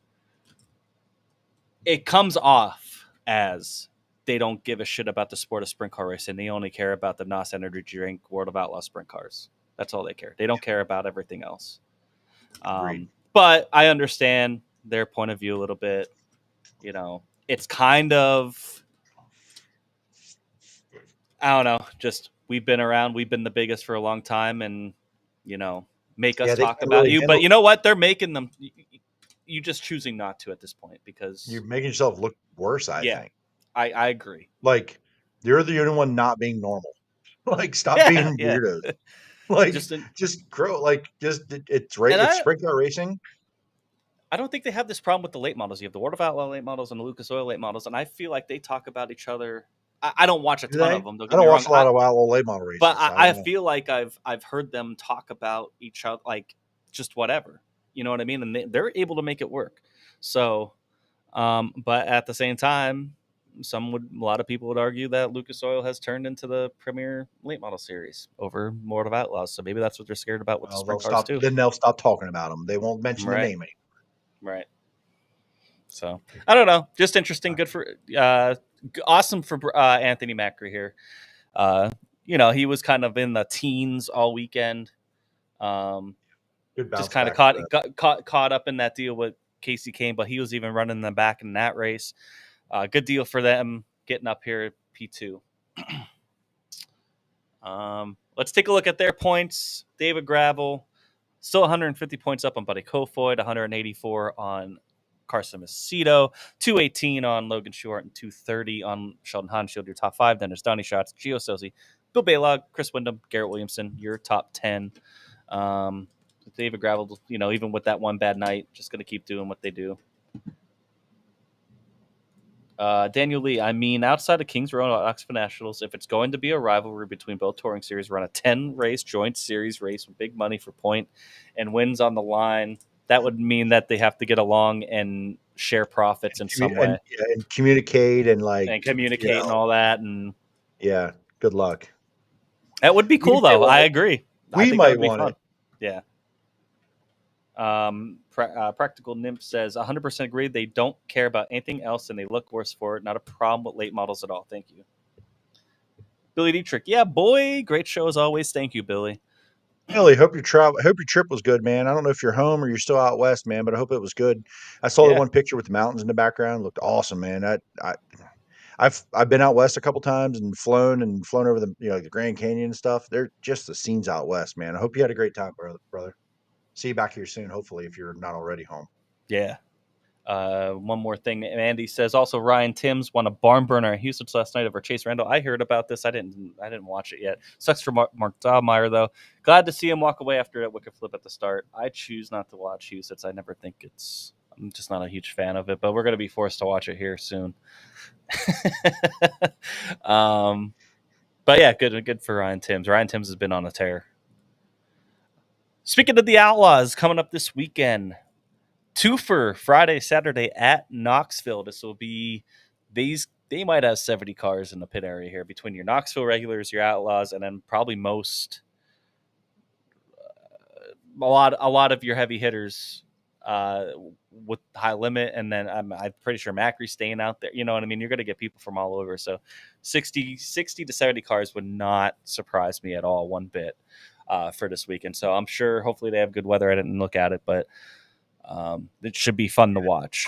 Thinking about that, some of the weather, right? If the weather ends up looking shitty in other parts nearby, you're going to have more cars come out to Knoxville. Right. Knoxville's weather's good, and IRA, Ohio Speed Week, that's still a run, but if the weather looks shitty in any of those areas, you can get a few more just trying to travel down to Knoxville.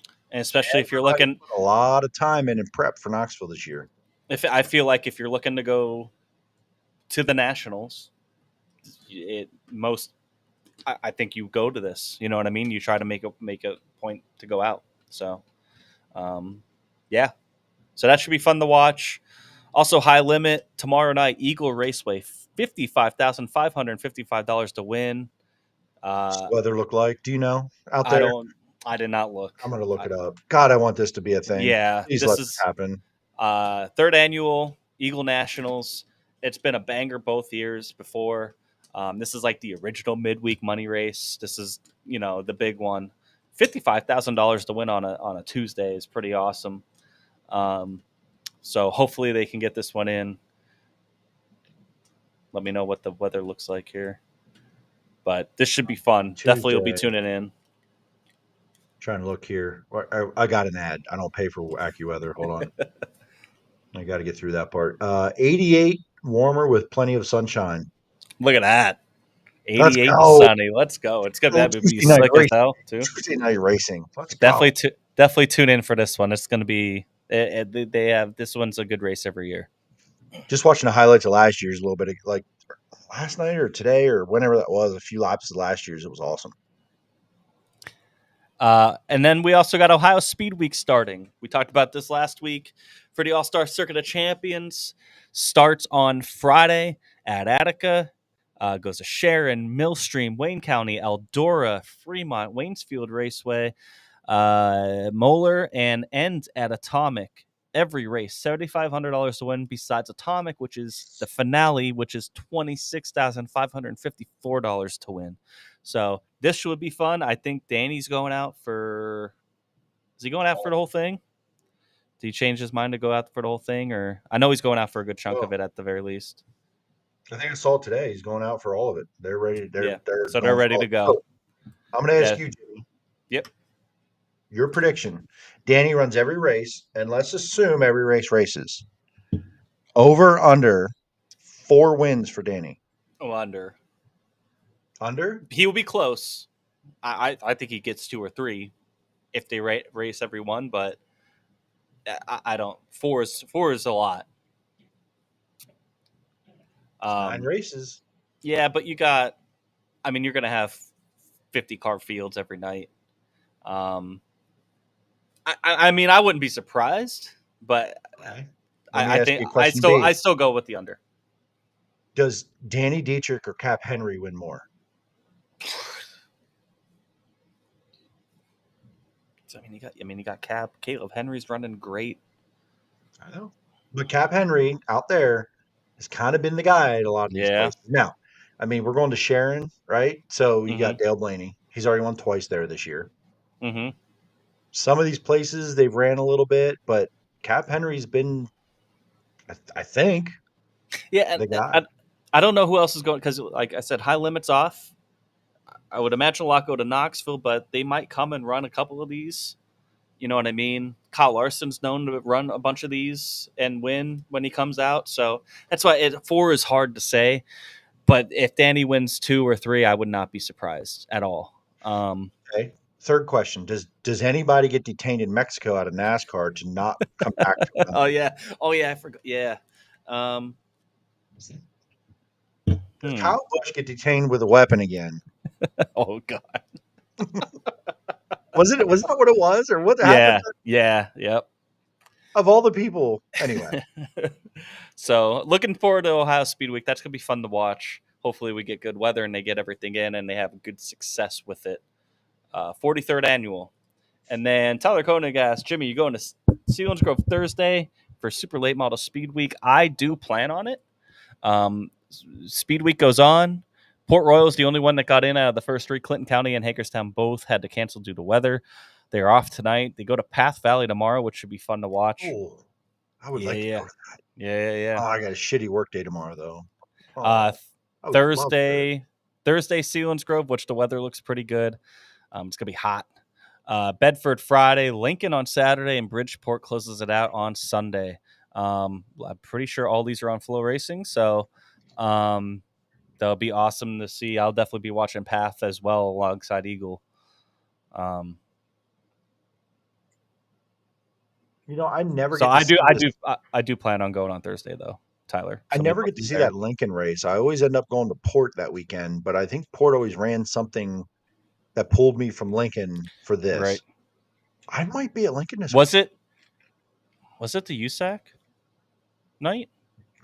See, because USAC weekend always went toward Father's Day, and this year it's not. Right. So you might be right on that the way the weeks fell this week. I might go to Lincoln and watch Super Late Models. Oh, for sure. It's been a hot minute. I would go watch them at Lincoln. That sounds like a good time, to be honest. I kind of want to watch them at Path. Like, I don't mind the half miles, right? But like even Bedford, with how much they like Bedford, the way they just throw them in the corners of Bedford, I would like to see that at Bedford. That'd be kind of fun. Yeah, it's a week behind. Yeah, a week behind. I always end up at Port with the USAC show while the Supers are down at Lincoln. So it's split this year because I was looking at it because I always end up Father's Day Sunday at Kutztown watching USAC. That's right. The last 2 years. It's not this year. Mm-hmm. It's later. So with East Coast or with Eastern Storm. So, man, like I think I'm gonna go to. I think I might go to Lincoln if I mean, guys, we're gonna look at the weather here in a minute, but I think I'm gonna go watch some supers at Lincoln this week. Unless I don't know. Unless something changes, that I think that'd be pretty cool. Jacob B83 here says Attica Cat for sure, but lots of PA guys. And then he also says, I think it's a mistake to have Speed Week at. I'm assuming he means the finale at Atomic. Unless they do something to that track for 26 grand, it's the wrong track. Their big one is the last couple of years. Brent's won it, like their big money one at the end of the year. He's won it 2 or 3 years in a row, or 2 out of the last 3. Yeah. He showed up. Fremont or Attica? I think No, Fremont. I forget. I don't even think it was I don't know. Fremont. I forget. Somebody else will know in the chat. But there was a race that Brent has won. Like he won. It came in at the end of Speed Week, 2 of the last 3 years, I want to say, and won that race. Somebody can put in the chat whatever track that was. But yeah, I was kind of interested to see that 26 grand at Atomic. Kind of an interesting. They're really pushing Atomic lately. It seems like they're really getting their name out there a little bit more, and I don't know. And then Daniel Lee says, it's Portsmouth, which is closed. I knew it wasn't on there anymore, and it closed. Okay, that makes sense. Thank you, Tyler. I knew somebody would know it. I would have put my money on you. If you can't go to Path tomorrow night, Daniel Lee says super late model race at Path on Friday, July 18th as well. So July 18th. Let me look at that calendar. Let's see, July 410s and 358s at Williams Grove that night. Selinsgrove's got limited lates, wingless super sportsman, and what they used to call roadrunners, and then a super late model show. Jesus Christ. Okay. What a Friday night. Yeah, right. Let's look at this weekend, though. Williams Grove Friday night, 410 sprints, 358 sprints, and fireworks. This is fan appreciation night. Mama's Pizza got pushed back to this. Also, kids night. Plus, it's a summer series event for the 358 sprint cars. Plus, it's a Yellow Breeches 500 race. God. There'll be a bunch of stuff for the fans. Fireworks, man, is enough reason to go alone. Before 10's 358 should be a good show. 7 p.m., $25 or catch it on Dirt Vision. Port Royal has the Ron Zimmerman Limited Late Model Championship. They'll be doing time trials. I think it's $6,000 to win. Also with 410s, who are also doing time trials in this event. So that'll be an interesting show. $6,000 to win for the limited late models. In honor of Ron Zimmerman. 7 p.m., $20, also on Flow Racing. And then, like we said, Lincoln has Appalachian Mountain Late Model Speed Week. They'll have the super late models there with the 410s. 7 p.m., $25, or that'll also be on Flow Racing. And then Sunday, Father's Day, full throttle Father's Day, 410 sprint cars, $6K to win, $600 to start, and past 305 sprint cars, 6 p.m., $25 to get in. Hoping that they get to Sin. They have had a hard time getting any 410 races in. I will definitely be there for that. Cool to have this little deal on Father's Day for 410s. Hopefully they get this in and get a decent turnout. Makeup feature. I want to know who cursed the Yellow Breeches. I want to know who cursed it, because if this Friday has another, out, can never run these races again. It's the last time ever. We got to rename it. I don't care what you call it. Do the same thing, but call it something different, because it is cursed. It's got to be that name. The Yellow Breeches name, right? It's cursed. Yeah. Also, the 358 makeup feature. So you get 3 features, I guess? Yeah. There's going to be 9 358 features, I think. Jude Siegel says, well, the 358's finally get a full night in at the Grove this week. Maybe. Brandon Sanders, maybe they could borrow one of our water trucks and our fans aren't going to be able to see any of Ohio Speed Week shows. You're not wrong. Listen, we make fun of Ohio a lot in our private circles, and I'll do it publicly if that ends up the case all week. I mean, I kind of just did, I guess, didn't I?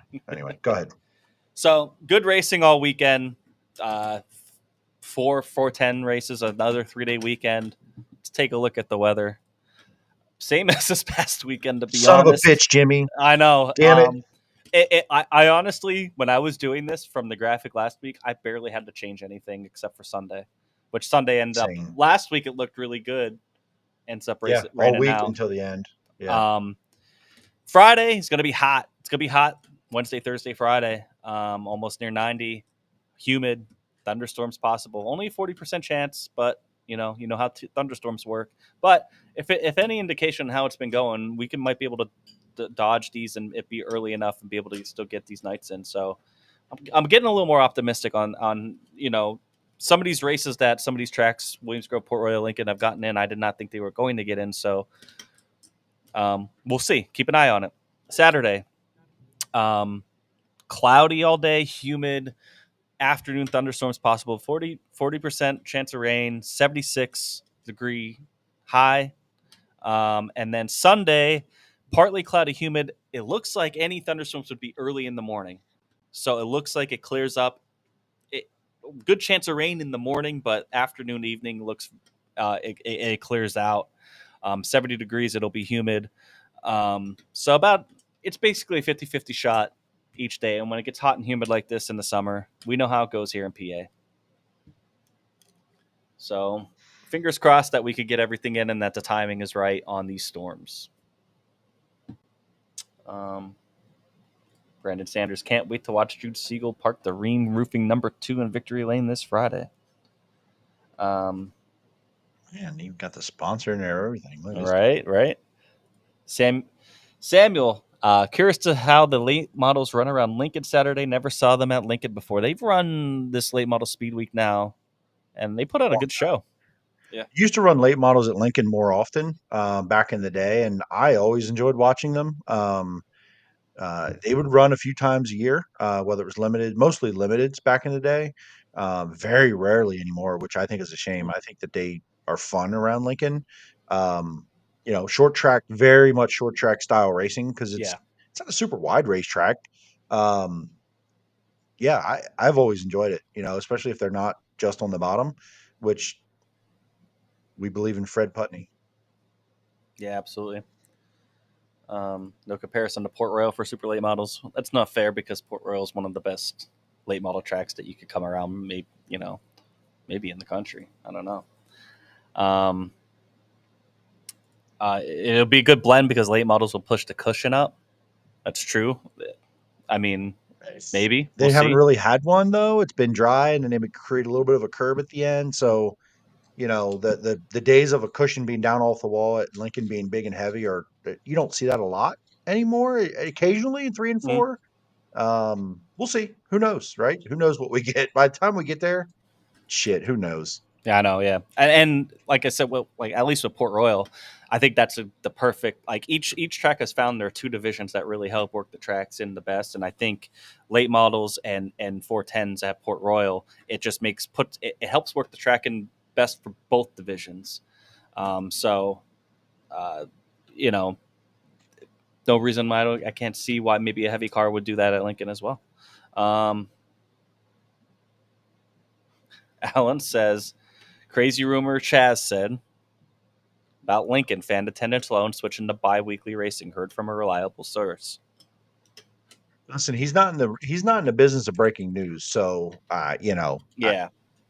he's in the business of creating talk about things. Yeah. Or making a topic that's kind of big, creating more from it.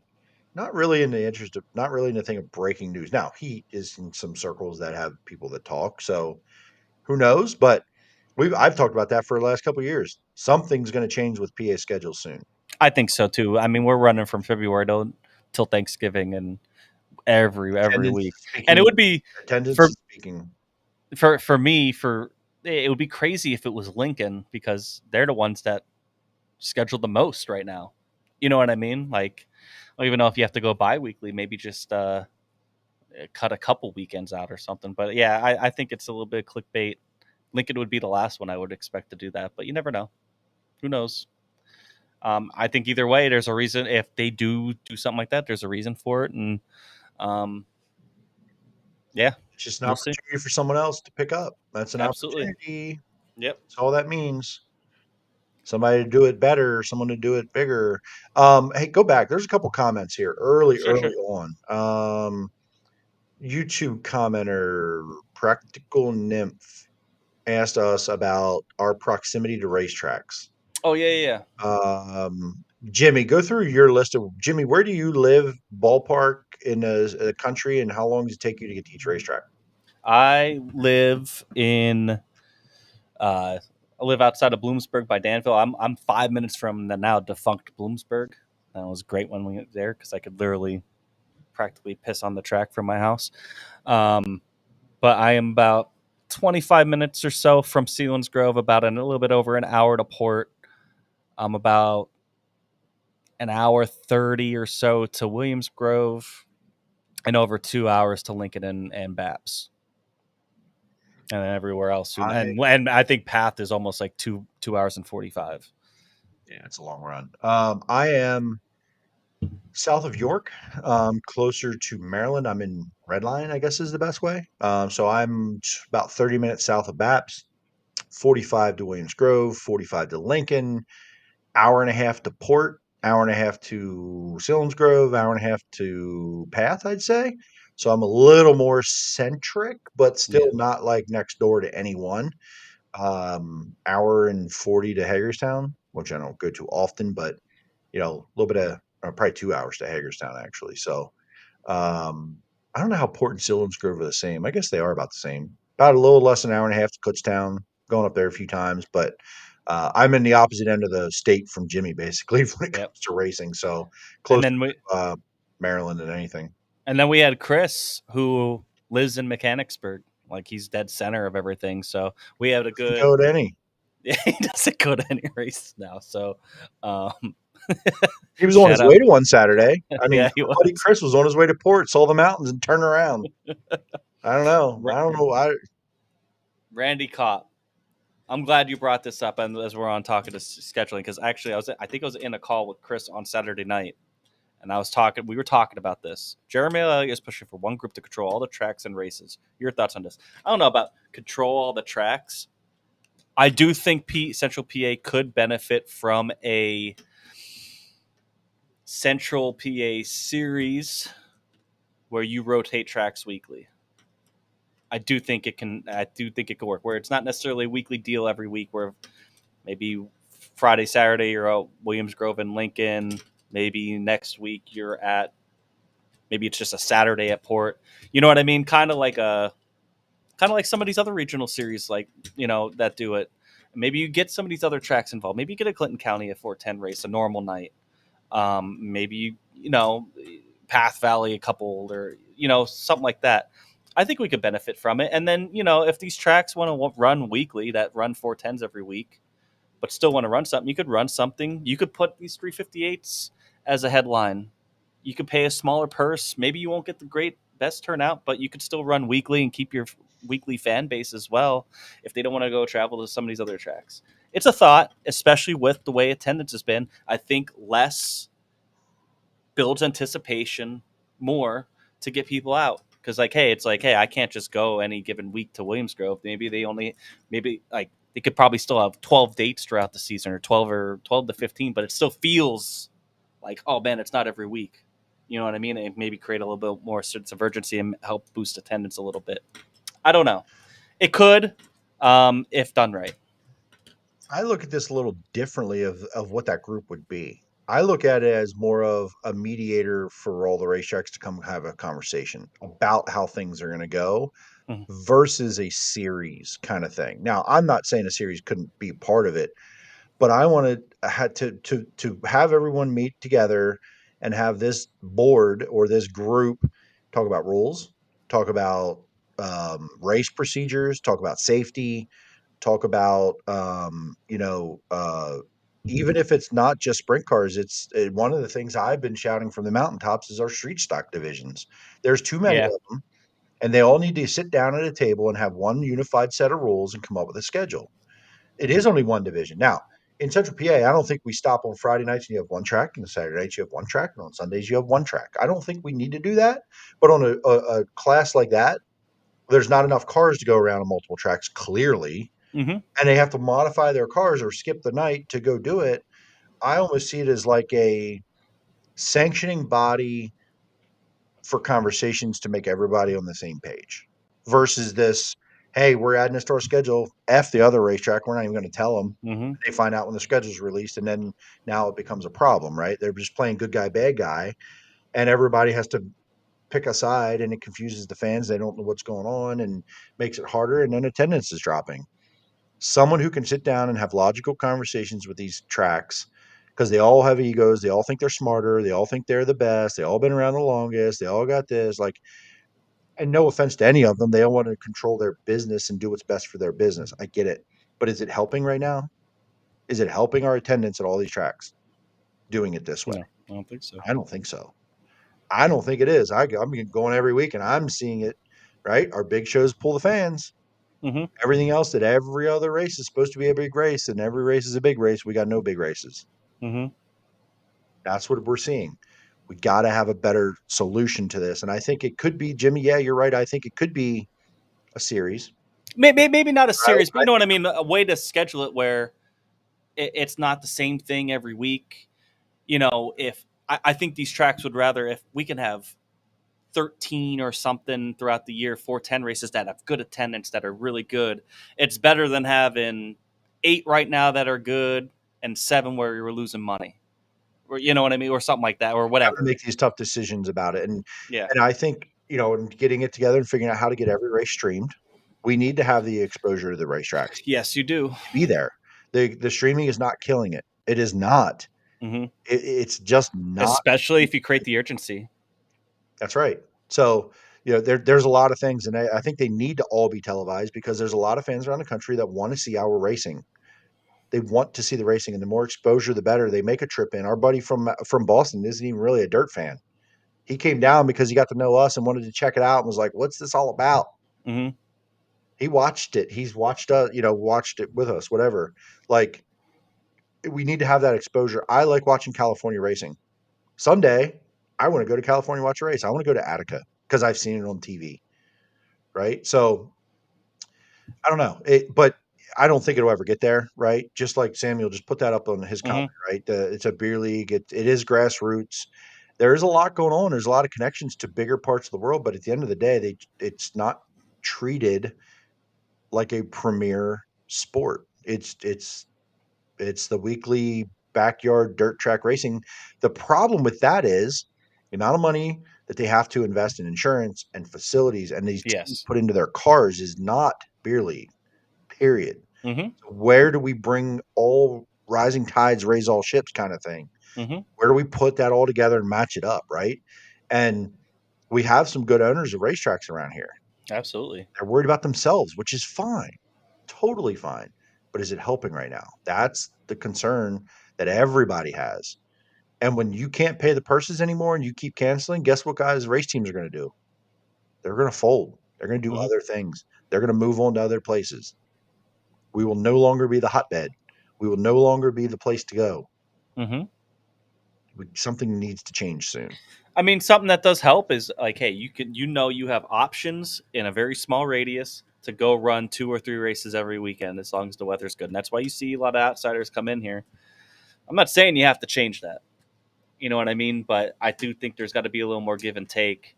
And I think it's a good idea to have, like get some of these other tracks maybe involved a little bit more. Some of these other smaller tracks. I'm not saying, I'm not even talking about, I'm like Clinton County, I think would be one you kind of spread out because then you start bringing in more people. You know what I mean? There are cars in other parts of the state that might want to come in then for some stuff like that. It just some different stuff and gain more fans that way too. Maybe some got people that are a little bit further away, not even that much further away, but like 2-3 hours. And that. Just think about what's happening, Jimmy. Right? We've seen it the last couple of years. Racetracks adding dates. Mm-hmm. For what? Just to try to steal it from the other racetrack and all you're doing is thinning out your product? Mm-hmm. Why are we doing that? And what do you think? You're just going to steal that market share from the other racetrack to make it more profitable for you for a race that didn't even exist last year. Now this year you're going to add the event and think it's going to just be profitable because you added it. That's not working, right? That's just not working. And adding dates to steal that from another racetrack is not the answer. It's being more strategic about when and where your races are. And I think that's part of like why I hate to call it a sanctioning body or a group. It almost feels like a mediator. like Yeah. like it feels like a mediator to me. Like, I don't know, maybe I'm viewing it wrong, but again, Jimmy, I think you're not wrong either. But yeah, I think something needs to change. It needs Yeah. to change because the Maybe it weekly, starts every week thing, unless fans start coming back out weekly, because look, what do we see during Speed Week? Every racetrack is packed every night. It's not that fans don't know or don't want to. Right. It's too many weekly, normal. We're trying to make every night special, every night something, and that's promoting, and I get it, and they have to, Yeah. but it's too much. Think about if you put the fan night together on the first night of Speed Week. Mhm. Holy shit. What if you put the fan night together during the All-Star event and you were off for 2 or 3 weeks? Right. I don't know. I I don't get know it. anything. I Yeah. have no skin in the game. Hate to use that. I'm not using that in a negative way, but I'm No, not you're I right. don't Yeah. have money to buy a racetrack. But as a fan, we're looking at it. I'm looking around like I'm going, holy shit. Friday night, Ha- people have been begging for Williams Grove to get a race in, and we did. And I'm like, what? We have a lot of really smart promoters and owners in this area, like you said, and they've been doing it a long time. The problem is just times are changing a little bit. And you see ebbs and flows in this all the time. You see, some of it goes with the economy and whatever, but it's different now. It is like it's not just an ebb and flow. I think at this point, it's everything's kind of changed with how it is. So I don't know. Yeah, I don't know. I think it's a good. I think what you're saying is a great starting point. Getting together. Let's get uniform rules and procedures. Let's try to, maybe we don't even talk scheduling. And they kind of do that a little bit with certain tracks. Do it together. I know Port Lincoln, Williams Grove, Baps. They kind of work together on here's some uniform rules that we are all going to run.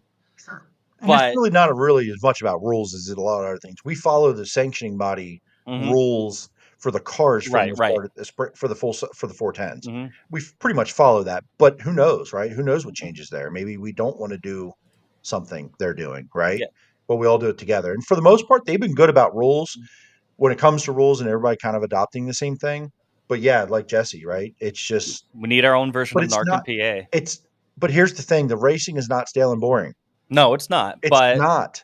But the fans are find other things to do. They yes. have other things in life. We're racing too often. The racing on Friday night was outstanding, and too many people missed it. Hmm. Even though they haven't raced a lot, there wasn't this pent up like, oh, I got to get to Williams Grove, got to get to Williams Grove. I don't like it for Williams Grove, and I'm not. It's not on them. They have like what do you do when they haven't? They've barely raced this year, and it's an all star show, and you know the cars are coming, and you get that. There's something bigger at play, you know? So, speaking of the promotion though, BAPS Motor Speedway. Yes. If you have not seen this, and everybody on this show is already a sprint car fan. If you've seen this, listen, I don't have to like say this and like, oh my God, I can't believe it. That's so cool. We have to tell people that aren't fans, people that haven't been to a race before, people that have kids that'd be like, race cars are cool, right? This is that in this particular case, it reminds me of like when the circus comes to town or the monster trucks come to town. If you have people that you know that have never seen a race before and you've done it a million times, this may not jump off the page to you to be something special. A $5 admission for a 410 race that's not going to have a lowered purse, right? $5 admission. The $5 admission to get in the gate. 5. Hmm. Now it's a year away. Tickets go on sale the 19th, coming up, I think, pretty quick. For this year, they go on sale. For next year, they just opened up the infield at BAPS. There's going to be infield access. There's going to be It's gonna be packed. plenty of room. It's not about us buying $5 tickets and getting in for $5. We're all idiots paying $45 to get in the pits on a freaking like any race, whatever. This is about bringing somebody who's never been there, that has somebody, the kids or friends or whatever that haven't seen one before, that would come and enjoy a night at the races for not a lot of money. Yep. And BAPS has plenty of seating, by the way. Plenty of It's seating. pretty rare when I've Plus seen the that infield, place, like you said. Yeah. and infield. Like it rivals some of the big seatings that of all the racetracks. It has just Mhm. as much. There's plenty of options, plenty of great views. One of the better views of any of the tracks. All the pits are out back. They have suites now, infield seating. They got it all. This is for next June or July. Go to Bass June. Motor Speedway's page. They just announced it. Get a friend to buy some tickets. And if that friend can't make it, they're $5. Hand them to another friend who's never been to a racetrack. Just get the word out and share it with your people that have never been to one. Say, hey, Yep. mark this on your calendar next summer. You're going to go to BAPS Yep. and go buy tickets. And I'm not even doing this like, please go to BAPS, check it out. It's fun. Y'all know what BAPS is. If you've been on this show, you're watching this, you've been there, you've seen it, you've heard about it, you know it. We all do. We get it. Yeah. But it's about Bring somebody people new. who haven't been to a race before. Hey, That's it's what only it's about. $5, man. So Come Friday it's on fucking a Sunday freaking afternoon, a Sunday evening. Let's $5 and come in. Maybe you enjoy it. Maybe you don't. If not, I mean, whatever.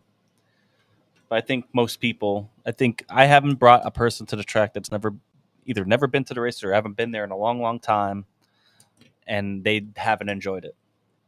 You know what I mean? So, Yeah, I don't care. You don't know me. Come drink beers. Mhm. That night maybe I won't do anything except pass beer out around the infield or something. I don't know, but whatever. Like, and it's not just about the racing. I grew up and I barely knew what was going on when I was a kid. Right? We all grew up going. We didn't like. Yeah, we had favorites and we might watch a little bit. We were playing with our sprint cars or cars in the dirt and running around with our friends and doing what we do. It's as much that as you can't make kids just sit around and just watch the racing all night. Bring them out in the infield. Bring out the chairs. Bring whatever. Enjoy it. Have a time out. Have a good night out. That's what it's about. So, and that's what's going to help preserve this for the future is fans, new fans, young or old, don't care, don't matter. Get them to the racetrack to check out what we all love so much. That's what it's about. Absolutely. I'm done talking, Jimmy. I'm out of here. See ya. Oh Drink it, wait. dump it. Drink it, dump it real quick. I'll go first. Drink it. I already kind of went over this before, but the track prep crews in the area doing a fantastic job with the weather that we've been having. Still putting on phenomenal surfaces, putting on phenomenal races in the area. Shout out to them. I also want to drink it to Lance DeWeese, finally getting a win and just running awesome lately. Shout out to him. I'm gonna dump it. I will it to dump it to Caleb Henry. Looked really fast. Had some bad luck. Look forward to seeing him back in Central PA at some point, maybe, and maybe on the show. He was. We missed him last week. To talk to him a little bit after. He was very apologetic for not being able to make it, and we're going to try to get him on another time. So dump it to him for a tough weekend. There's a lot of candidates this week, a lot, and I'm going to drink it to all of you in chat and all the people that watch us be idiots for a couple hours a week. We are you, right? Like we're fans. We're there. We're watching. We're observing. And we appreciate all of you being here. Do us a favor, right? Even if you don't watch us on the other platforms, like, subscribe, share. That helps get the word out, for what we're doing. If you're enjoying it, we appreciate all of you being here. We want to keep doing this and keep this kind of thing growing, and who knows where it goes for what we do. And, I don't think, we're kind of in this weird space. I've thought about this a lot. We're kind of in this weird space where we don't break news and we're not crazy entertainers. Like, I think we have good conversation about racing and what we observed and what we see going on in the sport. Some, right, wrong, or indifferent, just some observations about what we see. And we like to involve the fans live and, or after. And we appreciate all the feedback you all give. And we want to continue to grow this thing and live shows at the racetrack. So it's too early. It's too early to talk about it, but we're going to be doing more live shows at racetracks. Coming up, maybe this fall, a live show at a really big event again. Yes. Not just the cook-off, but maybe more. Yeah. Maybe. So Maybe. we wanted to continue to do those things, right? And it does, there are some costs associated with it. And Jimmy and I, and Chris, we've kind of done it out of our own pocket for the most part. Vertical for Life, Gutshall's Service Center, and Kyle Keene and his family. And we've had a lot of supporters, and we want to continue to grow that. And we don't do a ton of outreach and You know, we're not really marketers in a way of like, hey, you wanna support a show? Like, here's who we are. You don't know us, but can we have your money? That's not us. But at the same time, the more shares, the more watches, the more clicks, the more likes, the more follows. That helps get the word out there even more. So we appreciate you all very much, no matter where you've come from or been here from the start, or you just started kind of watching. So we appreciate it. So drink it to all of you. Dump Yes. it to one of our fans, Jeff. Jeff, again, man, you did earn my dump it for the week by missing a race and having to do yard work and not getting a beer for it. So hopefully, Jeff, you get some beers this week from the wife, or go to the store and get some yourself, my friend.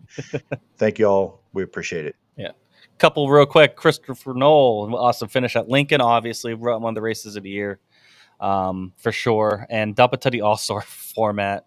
Night Owl says, drink it to DD for calling an audible and running the entire Speed Week, Ohio Speed Week. And dump it to Cale Thomas, continue bad luck. Yeah, for sure.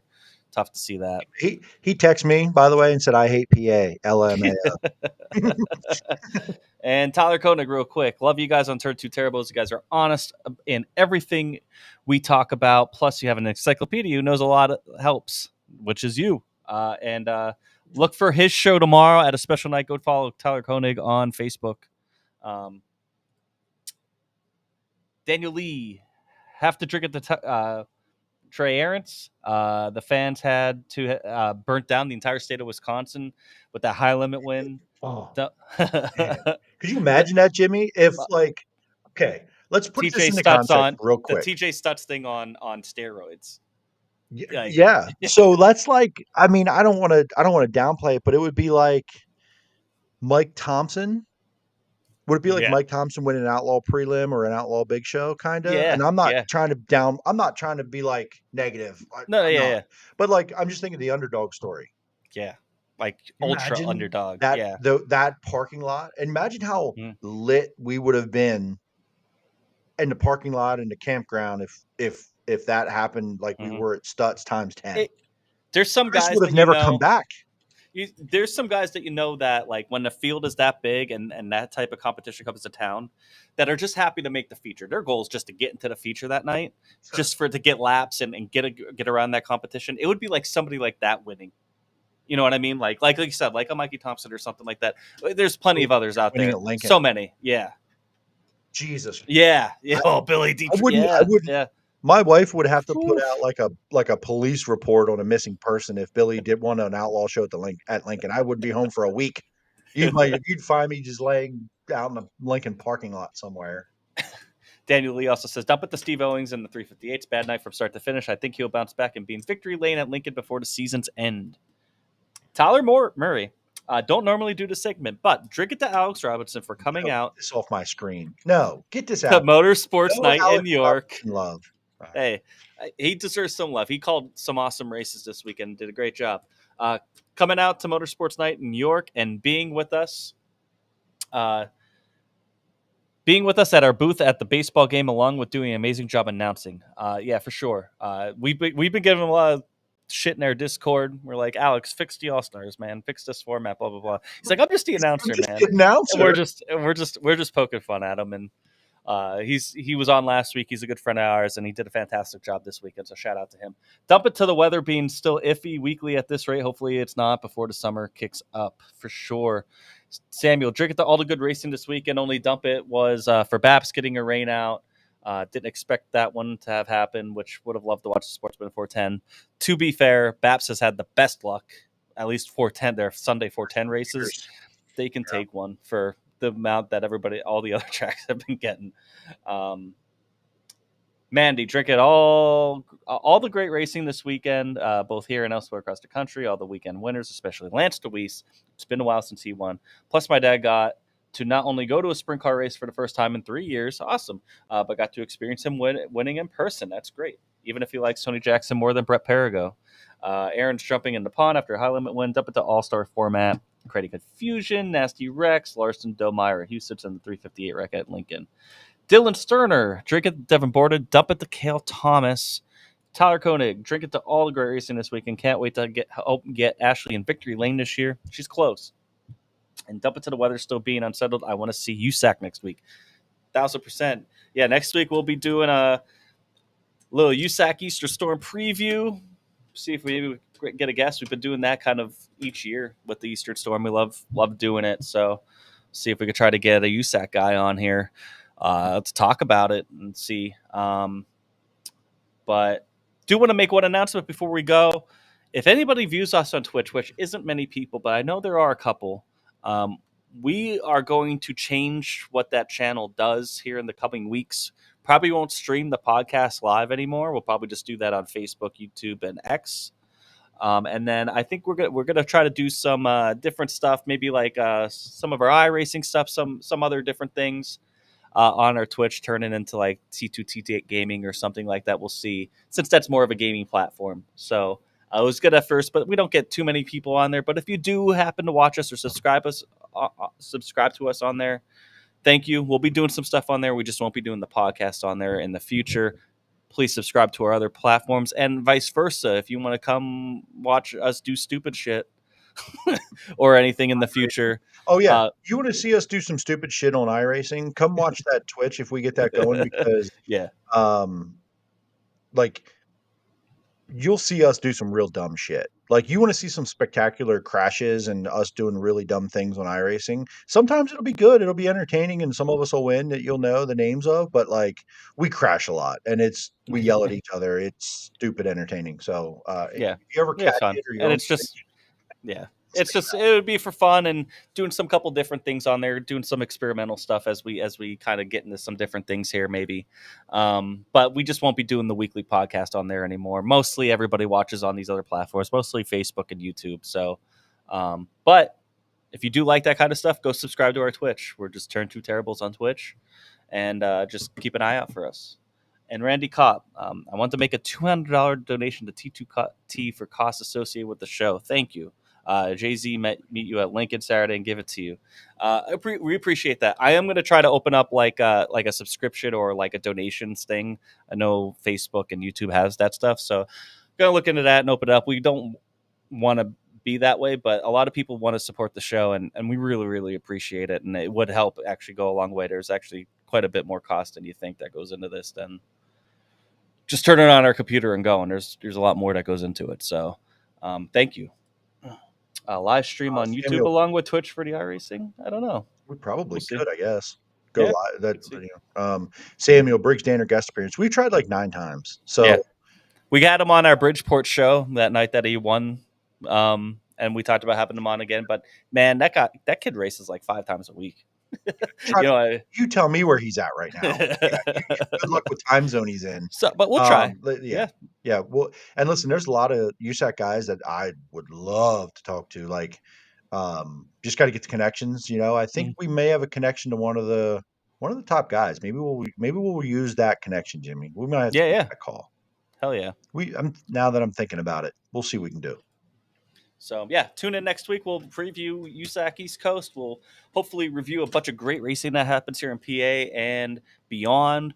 And we'll talk to all you guys. So, thank you guys very much for tuning in.